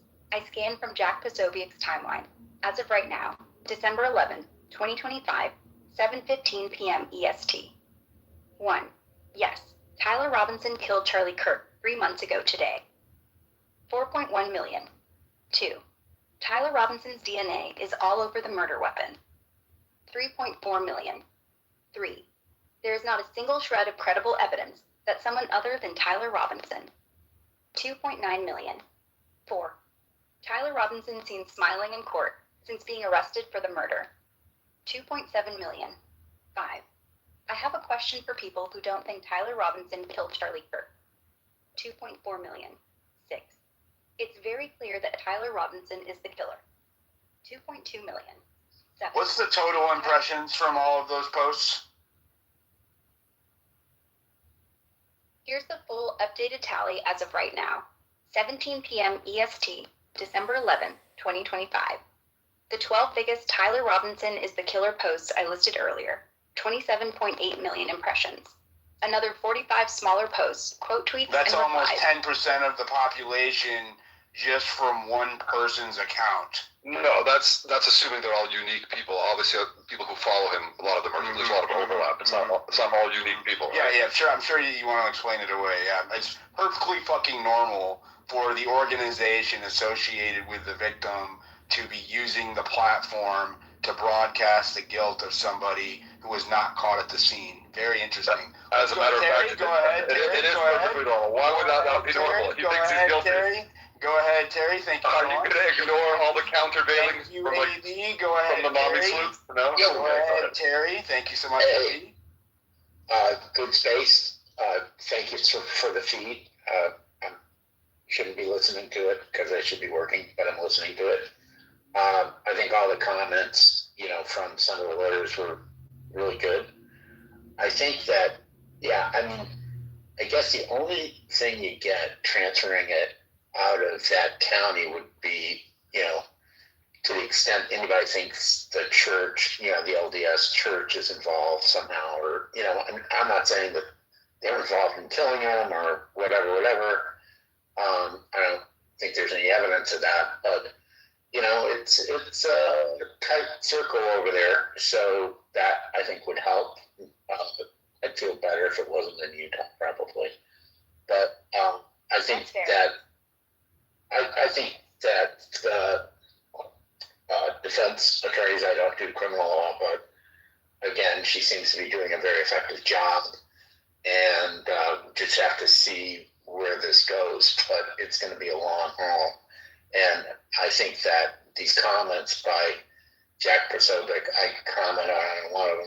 I mean, he said, just tell me why the parents aren't saying anything. And my comment was, they're smart, and why would you jump in the middle of that song? So I don't know. I mean, I did catch him outright lying and got him community noted. So there is that. I mean, good on that. But anyway, we're all just going to have to pay attention. But hopefully, we're going to learn more as this information leaks out. And I think it is interesting that the defense does not want cameras in the court. Is that what I'm getting? Yeah.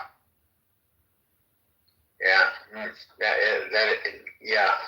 I don't know. I mean, probably, doesn't want to gin up sympathy from Erica Kirk or whoever, but yes. So if I can help direct me to the Google Drive, I'll probably look at it, even though I shouldn't, but it is kind of interesting. Take care.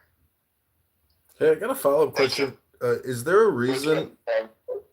Yeah, there's too many of you coming back. There's too many of you coming off mic with bad microphones at once. Gonna need you guys to square that away. Go ahead, that girl, Casey. Yes, so can you hear me? Because that bad mic thing, I can't stand it. Can you hear me? Yes, ma'am.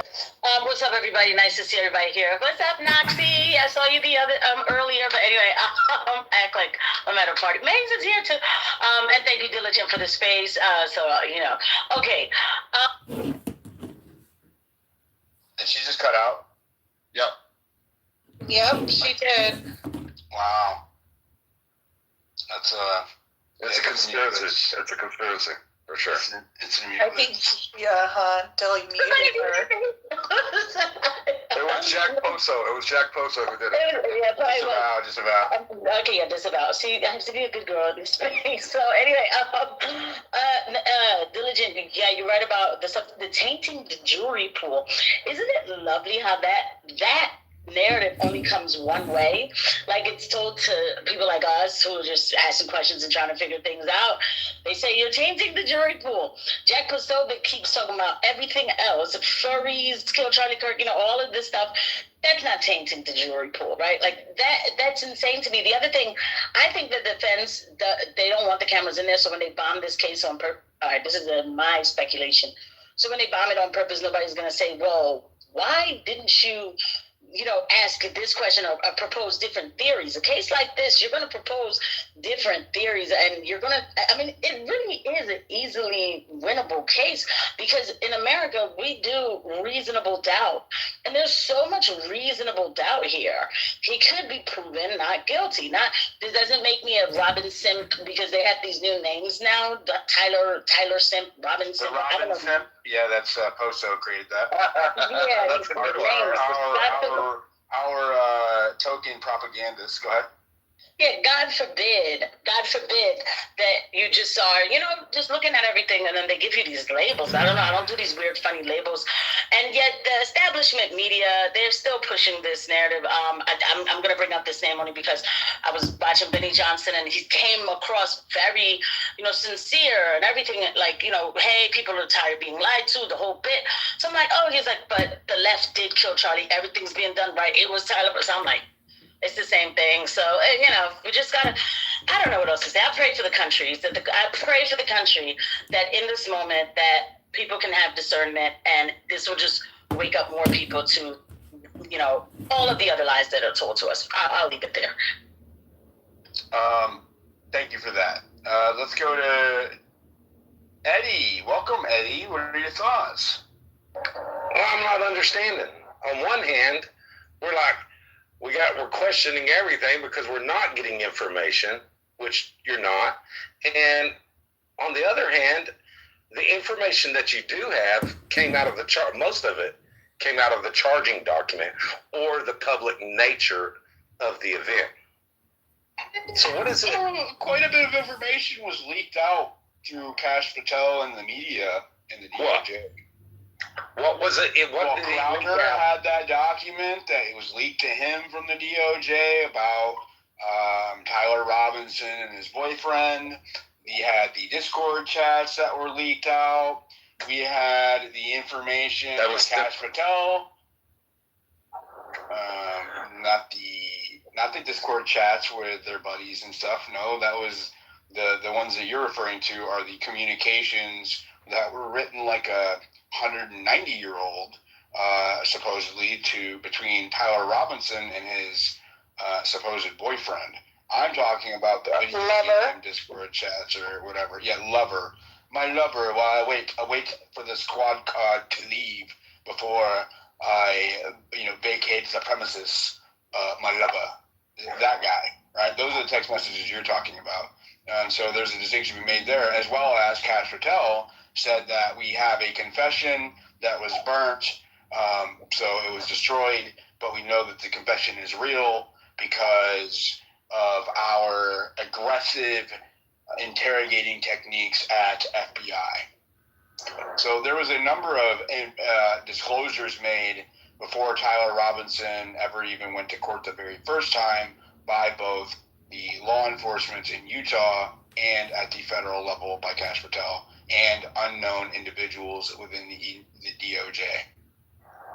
Well, I've read the charge. I would have to go read it again. Maybe that would be a good little thing to do. Read the charging document again. Because a lot of what you're talking about. I know what I'm talking about. Okay, I will do it. I'll do it right now. Yeah, I'll come. I'll do that right now and then come back. Go ahead, AB. AB. Oh, sorry. My phone was on. I was just looking through, and believe it or not, despite my clear view on this case, which I think he's guilty. Hopefully, I'm not painting the jury pool diligent. I think that he's guilty. I don't think you reach millions and millions. No, I don't. Okay. I know. Except when I'm on this space, because the power of this space, which sometimes gets amen, brother. we get shown on the Candace Owens show. But in any case, I was just reading through more on that. The point I was trying to make is, despite my view on his guilt or innocence, I very, very much want him and every defendant to receive a fair trial for both, ideological. You're the only person I've heard say that who's on your side of things. Interesting. Well, yeah, because people are arguing in terms of what they think happened. Mighty white of you. Thank you. But both for principle reasons and ideological reasons, but also I've been unfairly accused of things in the past, and I defeated those cases, and so I have a completely clean record, and was due to good defense lawyer. What's up with all of your You're the second person I know in your crowd on Spaces who said I've faced all of these charges and beat them. No, not these. No, not these. I've never faced murder charges. That's for damn sure. But I'm saying I've been. You just made it very like that particular statement you made. I literally just 2 days ago heard on Sully's Space. Who was that guy? The one that I made fun of for having the goat in his picture. I forget his name. It doesn't matter. I'm not trying to disparage him, but he said the same exact thing. Like, I think a personal. Well, I don't know if it's common or not, but I think most people aren't. But I think having personal experience with being unfairly accused of something, right, gives one sympathy even beyond the sort of the ideology. And more of appreciation for presumed innocent until guilty. 100%. More of appreciation for, on a legal basis, presumed innocence until proven beyond the reasonable doubt guilt. 100%. So I want his lawyers to be savage and push the envelope. Follow the law definitely, but push the envelope right into the edge and try every legal trick in the book. Meaning legal in the legal format, but also within the law. But everything, and be nasty and dirty. Again within bounds of ethics. But so 100%. So towards that end, because if he is guilty, as I believe he is, but but legally he's innocent until proven guilty. I want it to be as clear and proven to, because of the high profile nature of it, clear and proven to as many people as can be convinced to be convinced. To that end, going back to lawyer, I just did a. If you agree that he should get a fair shake here, can I just? Why are you not critical of Jack Posobiec, since he is clearly fucking with that, right? Like I know you go after Candace, right? Obviously, you have your own other motivations for that. But if you're being principled, why would you not show the disdain towards him, who is clearly fucking with a fair trial for this case? I have a lot of disdain towards him in general. I hate most of the influencers on the conservative side, period, or on the right-wing side. And he's in that category. But on this particular case, I think he's right. I think she's wrong. That's why. It's as simple as that. Right? So I'm not a lawyer. It doesn't matter if he does something wrong because you guys agree on his guilt. No, I think he's right. It's okay for him to use fucking immoral. I don't think illegal. I don't know what the example is, what the point is. If I agree with somebody, I'm going to say I agree with them. And I agree with them not only because... you drag Candace Owens, right? You just agreed because of the shit that you've been through. You think that Tyler Robinson should get a fair shake. You sat there and you listened to Gronk give you a dozen examples of millions of views of him saying that Tyler Robinson was guilty before he's had his day in court. But he's not a judge or a lawyer like you are Candace Owens. It doesn't matter. Neither is Candace Owens. I'm not critical of anyone for saying he's guilty or not guilty. It's the details beyond that, right? If you think, for example, I haven't, at least not critical. He is literally editing photos of Tyler's brother and presenting them to the public as if they are Tyler holding guns. Literally. How is that not details to the public? If he did that, he should apologize and fix it. So that's for sure. You shouldn't present any. But people expressing their opinion on it one way or the other. But it was interesting that you were asking Gronk and obviously framing it very much in one way, while ignoring the deluge led by the mommy sleuths and Team Candy, right? Going in the opposite direction. You don't think that paints the jury contra? Let's do that. Let's do that. Right. Gronk. Right. So Gronk, what false statements has Candace Owens made regarding the Tyler Robinson murder case? All of the spines on our spine wall are perfectly straight, but what if they weren't? This is a real human spine on display at the Bone Museum that has idiopathic scoliosis. As of right now, 7:30 p.m. EST, December 11th, 2025. For this video, we're going to talk about why this She has posted or spoken about the case on her show, podcast, X, at least 28 separate times since August. In every single one, she has either 1. Explicitly called Tyler Robinson Charlie Kirk's killer, or the assassin, or 2. Strongly implied he is guilty. Why is the media protecting Charlie Kirk's murderer, etc.? Total impressions across her main posts, videos about the case. She's mixing it with Cash Patel. Yeah, what I was talking about. Yeah, Gronk is high. Gronk is high. That doesn't make sense. Gronk is high. Both sides have been screaming guilty at 3 million impressions. Let me start a new one. Is on Chandler's phone. I'm a little close. They're almost transparent, translucent, as I Brock, go down the body, arteries. how many organs, false brain, statements has Candace Owens made about Tyler Robinson's case, murder trial, or case? With it has gotten this error message, and the one. Here's the running list of verifiably false or materially misleading statements Candace Owens has made about the Tyler Robinson person murder case. As of December 11th, 2025, 7:31 p.m. EST. I've only counted things that are provably I think wrong she's against the public. hallucinating when it comes to Candace Owens because she's not supposed to get on X. Maybe not. I'm starting to thread.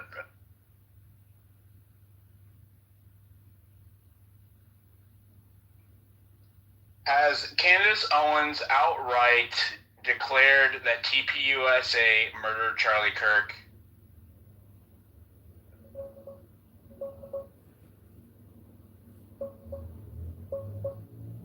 No, Candace Owens hasn't outright declared that TPUSA murdered Charlie Kirk. She's pushed a bunch of conspiracy theories since his assassination back in September. Stuff like it being an inside job, betrayal by people close to him at TPUSA, security failures, even wilder claims involving the military or international plots. But from everything out there, she stops short of flat out saying TPUSA murdered him. It's more heavy insinuations and implications that have everyone accusing her of basically saying exactly that. So what is the distinction or the difference between, Jack Posobiec saying a dozen times that Tyler Robinson is the killer and the assertions or insinuations or theories that Candace Owens is presenting to us?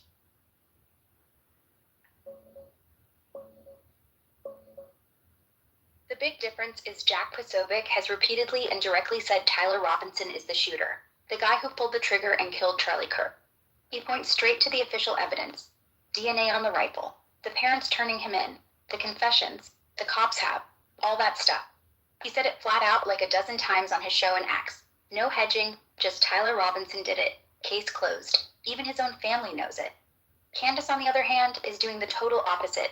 She's rejecting that whole official story and pushing conspiracies that it was some kind of setup or inside job involving TPUSA people, security lapses, maybe even bigger players. She's heavily implying betrayal from Charlie's inner circle, but never names the specific killer. It's all vague they got him stuff that lets her dodge saying anything direct while fueling the theories. So one's naming the accused lone gunman as fact. The other's basically calling the whole thing a cover-up.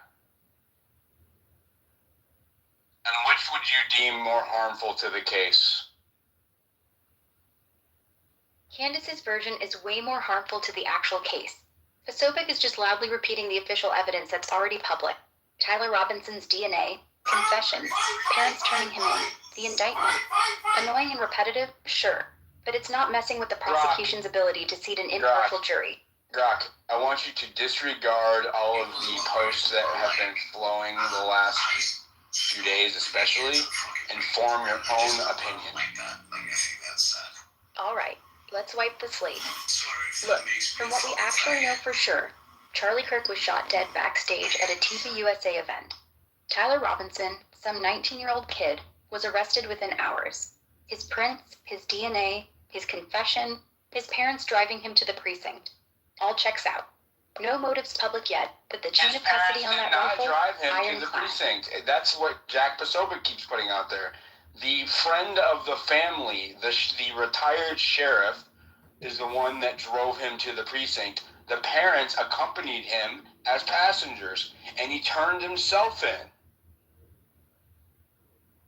Yeah, that's the detail Jack hammers on every single time. It was the family friend, retired sheriff, who actually drove the car.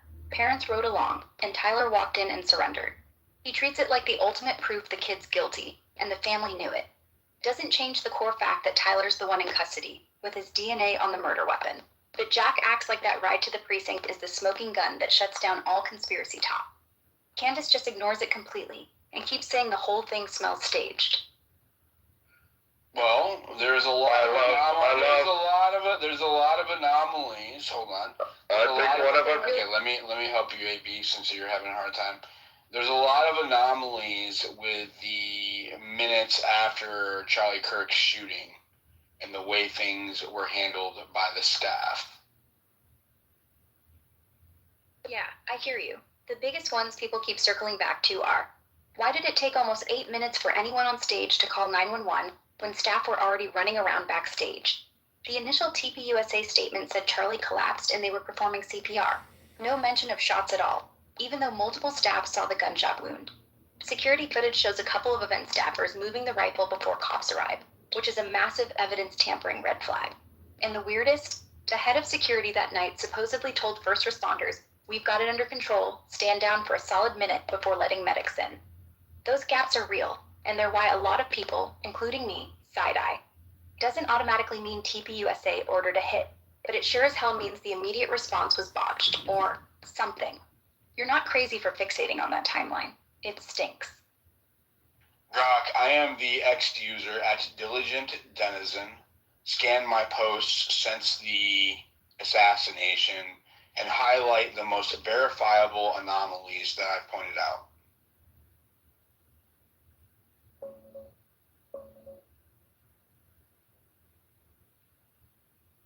All right, I have scanned at Diligent Denizen's posts since mid-September.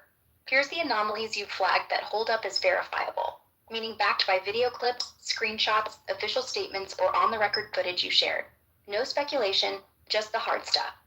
Initial TPUSA statement called it a medical emergency and collapsed while speaking, with staff performing CPR. No, Zero mention of gunfire. No, you didn't pull it. You're right. Run it again.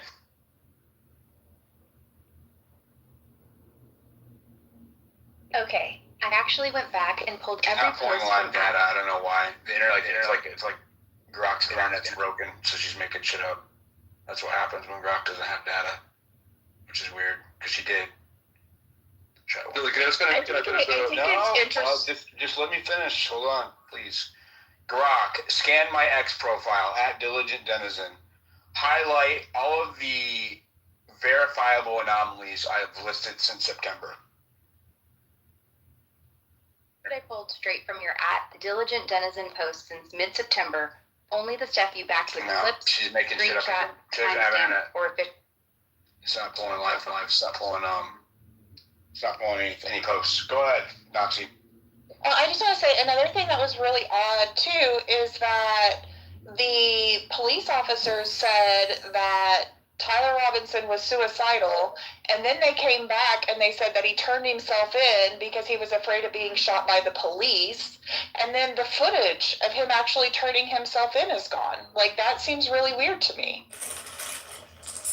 That is a very good point. It's a contradictory statement. You know, why is he suicidal? And so they talked him down because he was suicidal, but then all of a sudden he's worried he's gonna get shot. Doesn't make any sense. AB, go ahead. Yeah, no, just to finish the point about being sympathetic towards all defendants, even ones that I think are guilty of sin, like in this case, get a very good representation, fair trial. I pulled up in terms of Catherine Nestor, the lead attorney who's Utah-based, and this is good news for those of us, including me, who wanted to have a completely fair trial and definitely to have competent, skillful defense. She has defeated both the state governments, including Utah, and Mississippi she practiced, and I think maybe in California, but I have to double check that, and federally in capital murder cases, complete acquittals, complete. And she's also done partial acquittals where she got the person off the death penalty, but not off the conviction for the murder. So she's had several, more than one, full and complete acquittals in capital murder cases on state charges. Also, he's not being charged federally yet, but on federal charges as well. So from the perspective, I thought we looked that up before, and we found something different than that. I have the list here, at least what Grok was able to pull up. So it's specifically in Utah, Utah state and federal. Well, you might want to have her, because Grok is not being very honest lately. Like, I literally have had to argue with it about things that I know are facts, and it will miss it. So I would verify again and again. It seems like its live data access is like coming up short. So it defaults to its training data, and if the training data is not up to date, then it just makes shit up, and that's what seems to be happening. Like, it can't. Grok, scan the X profile of the user at Diligent Denizen. Pull up all of the anomalies that he has posted about regarding the Charlie Kirk assassination. list them, but only the ones that are verifiable.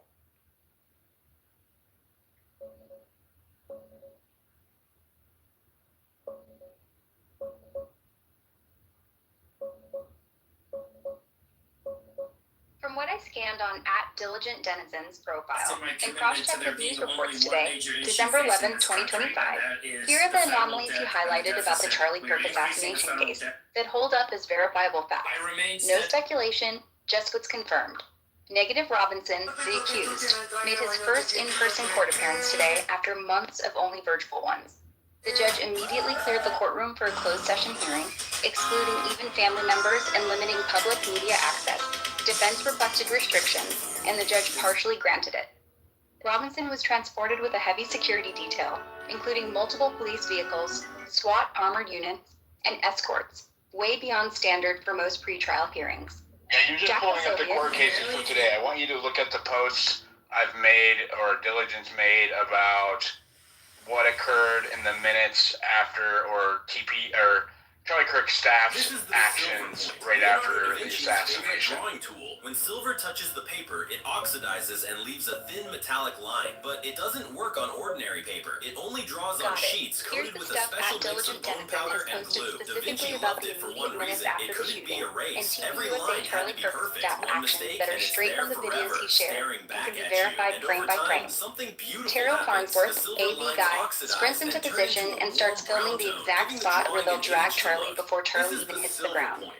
Same guy, less than a minute later, loudly says Charlie Kirk is dead on a hot night, way before any official word or medics could know. Farnsworth climbs onto Charlie's bloody chair, still at the active crime scene, to unplug and remove the rear-facing camera that would have caught the shooter angle. Does it about 3 minutes post-shot. Hands the SD card from that camera to another staffer, Philip Goldsberry, who walks off scene with it. 9 minutes later, after cops have pushed everyone back, Farnsworth pulls the SD card from the front camera too. Photographer Andrew Faraci and the videographer instantly pivot away from Charlie the second they hear the shot, like they know exactly where the body is about to be carried, and start filming that exit path without looking shocked. Mikey McCoy, chief of staff, is already calm on his phone and casually walking away before Charlie is even down. At TPUSA volunteer, Cooper Brown, physically steps in and shuts down a student who is being interviewed about where he heard the shot come from. That's all directly observable in the compilation clips Diligent posted on November 17th. No interpretation, just what the footage shows staff doing in those first chaotic minutes. Thank you. Cool. So, all right, let's go to Eddie. You have your hand back up. I'll let you go to your first since you've talked about it, and then we'll go to that girl. Well, I read through, I've scanned through the parts that were interesting, right, that we're talking about. And he may have given us a few more details than we would have known out of the charging documents, but not much, man.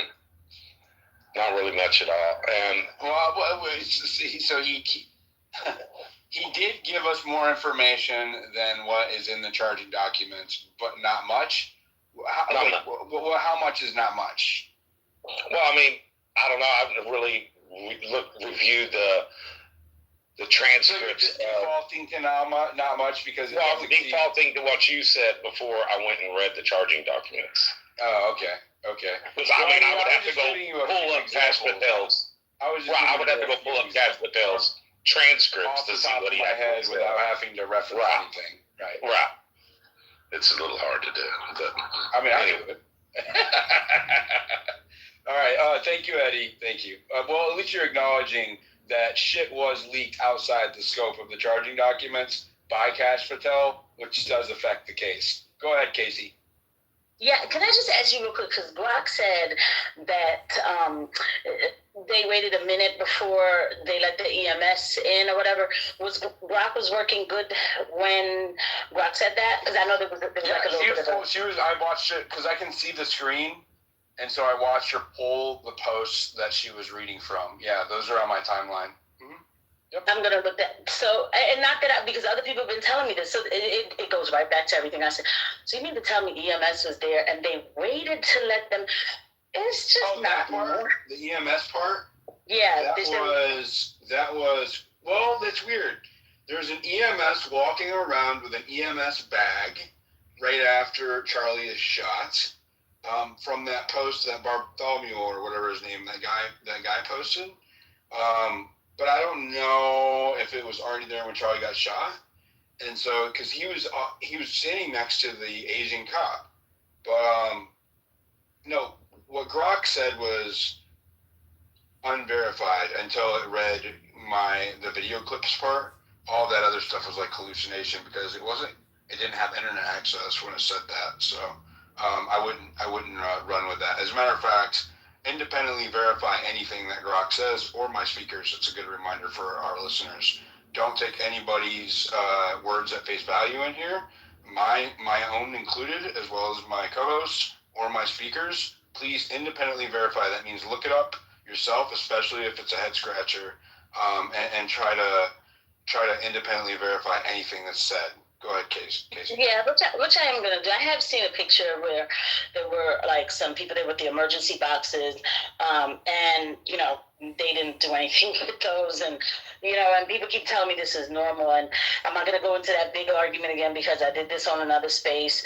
But again, I implore people, God forbid you ever see something like that in the streets, just know that's not normal to have equipment, and people just say, no, it's all right, we don't need it, we're going to do it this way. It is just, I mean, it's sad to watch. It really is. And I think it's sad. What I'm about to say, this is probably more of a conviction of myself because I wasn't, this big Charlie Kirk fan, and some of the stuff he said I didn't like, but those moments humanized him for me in a way where I feel so bad for him. I really do. But thank you for letting me speak. Thank you. Go ahead, Ms. Lou. Thank you, Diligent. Hi, Nazi. Listen, and everybody in the room. Diligent, you know this is not a simp. Since back in mid-September, you have been, to me, the most diligent, haha, pun intended, of getting all the facts and verify them, all the anomalies, all of it. You've worked extremely hard. You've gone on location. You've done an excellent job. Like AB, my worry, number one worry, is that this kid gets a fair trial. Now, regarding all the fuck-ups of the FBI and all Cash Patel and all this stuff that, have, in my opinion, and we've discussed this, tainted this trial, was it not true that Jack Posobiec said there would be no trial? Was he the one who said? Steve Bannon said there would be no trial, not Jack Posobiec. Okay. Jack Posobiec, the Tyler Robinson's going to get the death penalty, and Steve Bannon said there would be no trial. There'll be no trial. Yeah, okay, great. Well, I'm going to end with another pun intended. O.J. Simpson was guilty until proven By the way, you guys, innocent. I'm being added to lists and being labeled a Nazi by the pro-Israel crowd. Maybe if you know that guy, AB, you can tell him I'm not a Nazi. Who's the guy? It's up in the jumbotron. It shows his name. Well, let me finish my pun. I've never been against Israel per se. I've only reported on what I deem to be accurate news. So let me finish my pun. It's up in the jumbotron. You guys go check it out. Go ahead, sorry, Okay. No, and it's very important because you're certainly not, and it's just another, supercilious, specious attack. Well, it's just ironic because Charlie Kirk was labeled a Nazi before and after he died, right? So if we're going after people, the left, for calling people Nazis who aren't, then why is it okay for me to be labeled a Nazi? When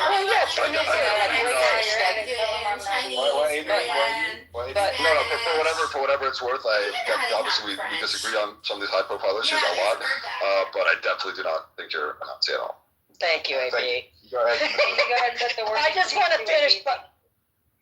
want to finish up by saying, in a pun, that O.J. Simpson was guilty until proven innocent. Land with that.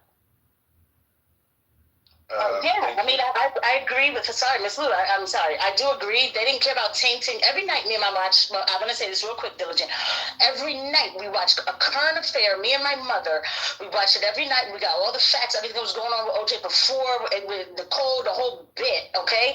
And his team was I swear to God, I was like, oh my God, I want to be a lawyer. Like, this is crazy. This man killed this woman, and they got him off. And I know how bad that sounds. They didn't worry about tainting juries or whatever. Every night we watch that. So I don't understand. I think if you have a good team, okay, I'll stop there. Sorry, Diligent. No, Casey, that was my point. That if you get that lawyers can absolutely affect a verdict, you know, and that was a case in point. Now I just hope the kid. Do that is Yes, it is. Yes, it is, and I'm just hoping the media is not supposed to affect a verdict. I'm just hoping this kid gets a fair trial with good lawyers. That's all I'm saying, because what he's up against is so federalized. This is supposed to be a state trial. What is state about it? You know, when you have the FBI and God knows what else involved with it in D.C. So, yeah, state, right. Okay, I'll leave it alone. Go ahead, that peridium or the I actually was going to go to something else. I'm just still stuck on the cameras not being allowed in the courtroom, and what they are. Well, no, the defense not wanting the cameras in the courtroom. Well, I guess maybe because I was just shocked. I don't know why. I guess maybe because I don't know. It's really irking me, and I don't know. Maybe somebody can explain or whatever. It may sound stupid, but it's really bothering me. They're worried that the media will depict him as like the smile today. You think that did good for his public image? You know, like obviously he's allowed to smile when the prosecutor was smirking at him right before that. I don't know if you noticed, but there was an exchange between him, his defense attorney, and the prosecuting attorney where all of them laughed, but his smile was clipped out of context and posted like he was smiling the whole time and just happy to be there, right? And that's the kind of PR that the defense is, and I'm being objective here, is and I want there to be cameras, so don't get me wrong, but that's the kind of PR that the defense is worried about, is those kind of images being used to taint the jury pool ahead of schedule, right? And just like the shackles, the media can't be trusted. Those media can't, obviously, because they were recording his attorney's laptop screen, right? They were showing him in shackles, which was explicitly forbidden by the judge because it creates a perception of guilt as opposed to a perception of innocence, and they continued to do it even after the judge told them not to, right? I mean, even after it got called out the first time and they came back after they shut it down, they gave it a 5-minute recess and they moved the camera. When they came back, it was still on. So they obviously, first off, fuck those media guys who are trying to ruin it for all of us. But I do understand, you know, from a PR standpoint, why they might not want cameras there. It just sucks. Okay, that made a lot more sense to me because I couldn't quite make that leap, I guess, for me. Just legally, I was like, wouldn't you want the cameras in there so people are actually hearing? Because my concern, I'm just skeptical. I'm like you.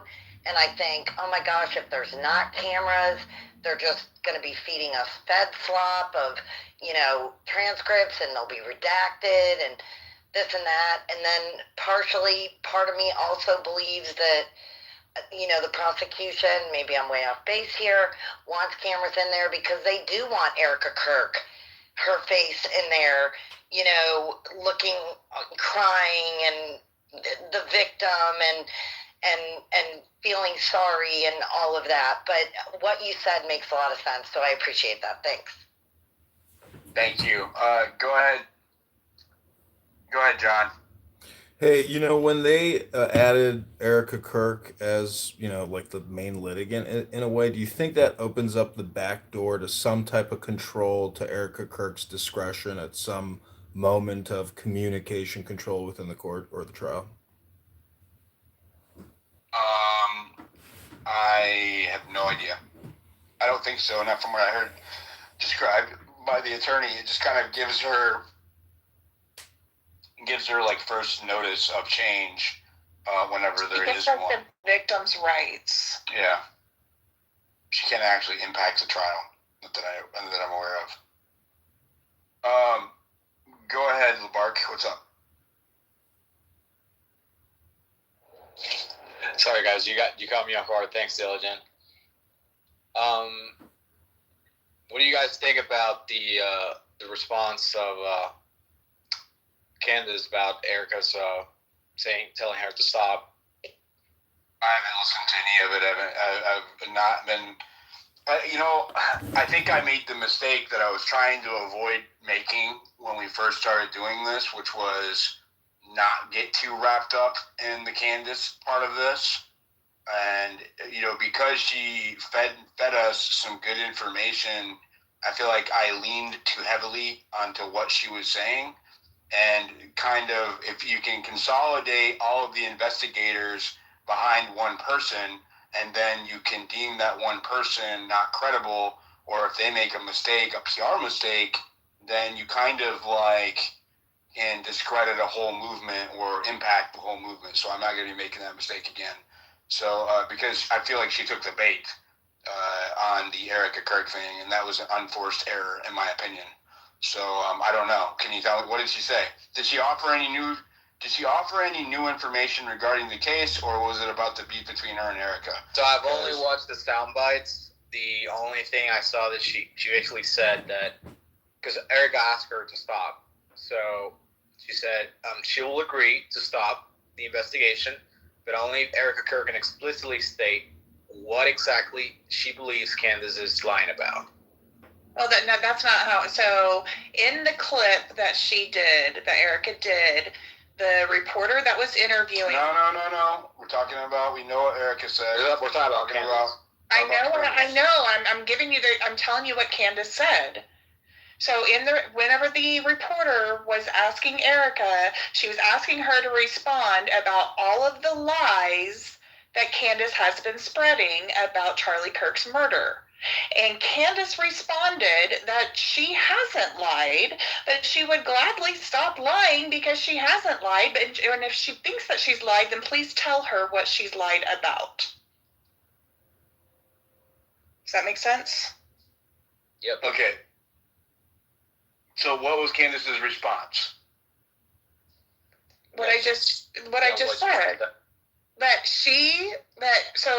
She was basically responding directly to the quote that the reporter said, which is that. What did she say? Verbatim or close to verbatim? That's what I just told you, that she has not lied about anything, but if Erica wants to let her know what she's lied about, she would gladly stop. But she hasn't lied, so therefore, what is she supposed to stop?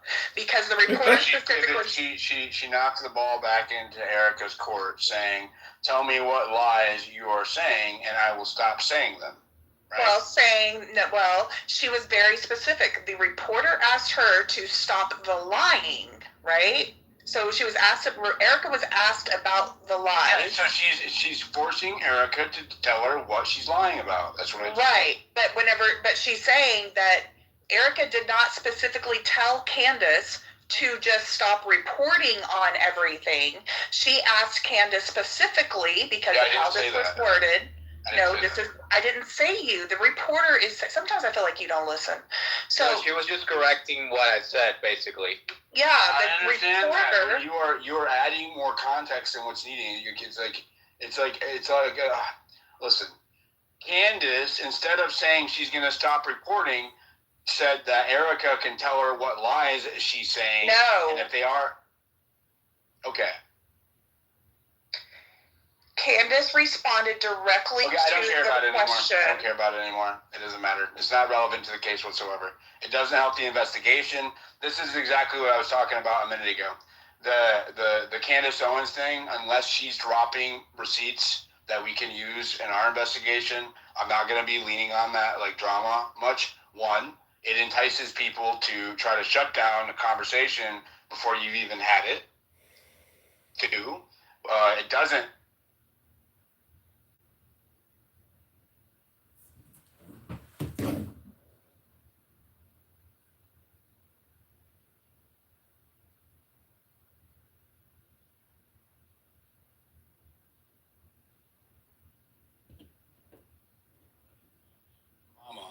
right? That actually gives a straw man away from scrutiny on TPUSA for its role or its actions in the wake of Charlie Kirk.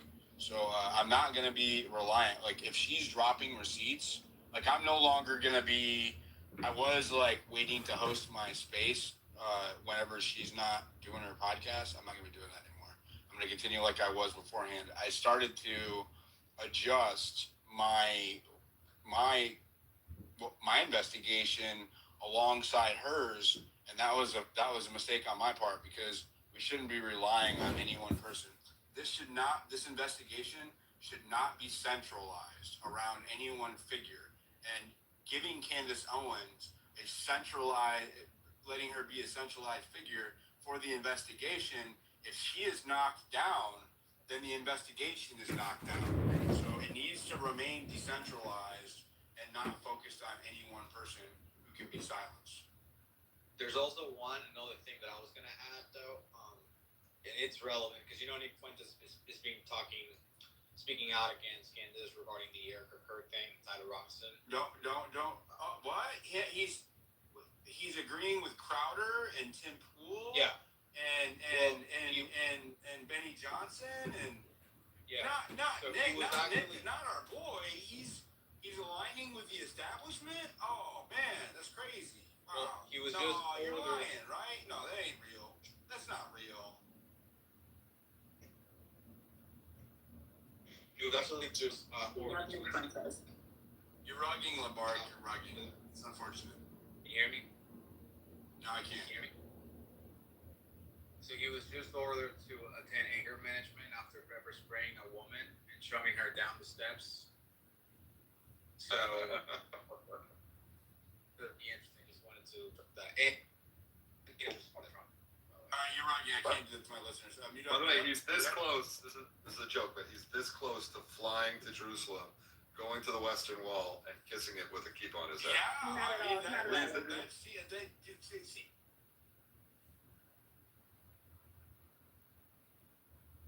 Anti-Semitic, correct? That is correct, Stephen. You have never been, considered to be anti-Semitic. You don't hate Jews. Literally, that's what you don't hate Jews, correct? No, I don't hate Jews, Stephen. You're gonna go kiss the wall, correct? Yes, Stephen. I'm gonna be smooching the wall. No, that he didn't say that. Obviously, I'm being sarcastic. I'm being sarcastic as well. Well, actually, No, we don't hate Jews. We're Christian. We can't hate Jews. We love Jewish people, and we want them to come to Christ. Yeah, I have Jewish nephews. Like, I just don't like doing that. It's like you don't feel like giving the disclaimer every time you're about to say something out your mouth. I don't require it for black people. Like, you have to say you have black friends before you talk about black crime. That's all. So that's nothing new that happened. Did you just make this racist? I always make this racist. I am racist, and it's okay because I love everybody, but I can be racist too. Okay, fair enough. All right, let's go to. Oh, okay. Go ahead, Colonel. Hey, Dilly. Hey, I watched the thing today and been listening. The thing that just sticks in my head is like, can you believe that they had a hearing on the media before this guy has even had a chance to say, I am not guilty. How do you plead, right? And now, I think, if I heard this right, we were originally supposed to, we were thinking January. It was originally supposed to be, I think it was October 30th. We were supposed to have that initial hearing so they could present actual evidence in court that could be refuted for a guy to make a plea. And nothing has actually been, no information has been provided to the court other than a document under scrutiny of anybody, right? I mean, it was just like, this is what the state says happened. We know it wasn't a 30-06 that killed the guy, and I just feel like this is, we're being strung out here because it was January, right, that the preliminary hearing got moved to, but now, if you listen today, didn't they talk about these things? The preliminary hearing is still the preliminary hearing is still happening in January, but the discovery hearing is going to be pushed back until April because of I mean, that's where that's the limit that's been set by the judge. May, I think it was May, yeah, end of May, I'm sorry. Okay, so so the preliminary hearing is still happening on June 16th. I mean, January 16th. Okay, got it. So the preliminary and hearing... that would push back at the request of the defense, so... Right, so... Being objective. Right. So, just so we got it, Noxie could be in prison right now with the same pleading against her without having an opportunity to say, I'm not guilty until the 16th if she was put in jail. And then lastly, we did go over this before, Noxie. Why do I have to be the example in this scenario? I think you're the most sympathetic person here. I don't think anybody would really be hurt if Dilly was in jail. We'd be like, hey, we miss you, man. It's great. But you, on the other hand, would hurt. There would even be some tears. You're kind of like Tina Peters, right? If you're in prison, I'm pissed off, and I want to do something about it. So, lastly, back up, Noxie, on what you were saying. We went over this defense attorney in this space really in detail at one point, and the conclusion that came out of it was tends to plead out, right? Tends to plead out. So we'll see what happens with that. Thanks again, Dilly. Thank you. Am I the only one that's like everybody's rugging for a little bit, or is it just... Nobody's rugging for me. Okay, cool. It's my connection. All right, cool. Go ahead, John. So we can't talk about anything, Candace? Yeah, I mean, you can if it's... I mean, I don't want it to consume the space. Well, she just called out Tyler Boyer as he's a swinger. Him and his wife are swingers. Yeah, how does it... You know, it's funny and all of that, but it's just like it does not help us. That does not help us. I know, but it is still just a little levity to this space. Like it was just a little but like. It doesn't help. It does not help. It does not help the cause. I think Tyler Boyer probably doesn't think it's too funny. I thought it was a little bit funny, but I'm not Tyler Boyer. If I was him, I wasn't. Hey, we agree on something. Wow. The world Diligent. So you said you're gonna go to Utah and file an appearance in the case as an agent in the media. Are you gonna try to get the link I to did not say that. Oh, I Where thought did you get that from? I thought you said you were gonna go to There Utah. there is a group of 10 media outlets that have formed together and have hired representation and are currently litigating to become an official party on the docket in the case. Got it. I just And thought they're pushing for media access to the trial, basically. right, but that No, that's not what they're doing. That's not true. They already have media access to the trial. They are looking to become a party, as in like the defense and the prosecution will have to address them in the case as they do each other under the same guidelines when it comes to restricted access to information, transcripts, video evidence, and hearings. If they have closed hearings, they have to notify, they have to give a reason why they're notifying, etc. in advance. So that's what they're litigating for. So I just want to make sure we're accurate. I was gonna say the judge is gonna create the WebEx URL and send it out to the defense and the prosecution. I'm just wondering if you can get access to it, or if you even submitting That will FOIAs. already be public, just like today's was. They Oh, public I see. all of those. They publicize all of those on their website. The Utah court does. Okay, cool. I mean, also even submitting FOIAs, after cases or something, or trying to get other information that may not be made public, but only, through the FOIA process. Go ahead, Luke. I wanted to talk about change of venue in relation to this case and what would possibly justify it. So in our case, we're doing a change in venue because there's collusion between the court and the jail to steal legal bail, lock calls, sort of things that happen to the respondent in the court case that would prevent them from getting a fair trial. And we've seen some pretty crazy stuff happen in the case in Utah. Who remembers seeing the footage of a public affairs officer for the local Orem police just so happened to be one of the taking the day off work to be one of the eyewitnesses in the Tyler Robinson case? Is that incredibly strange? Like the public affairs officers giving evidence. And our case in Arizona, they've been blocking records requests, body cam, discovery, going on 2 years. And the lesbian police chief of Sedona is having an affair with the public relations officer, Keegan Moorcroft. She's saying... I don't want to make any claims that I might get sued for.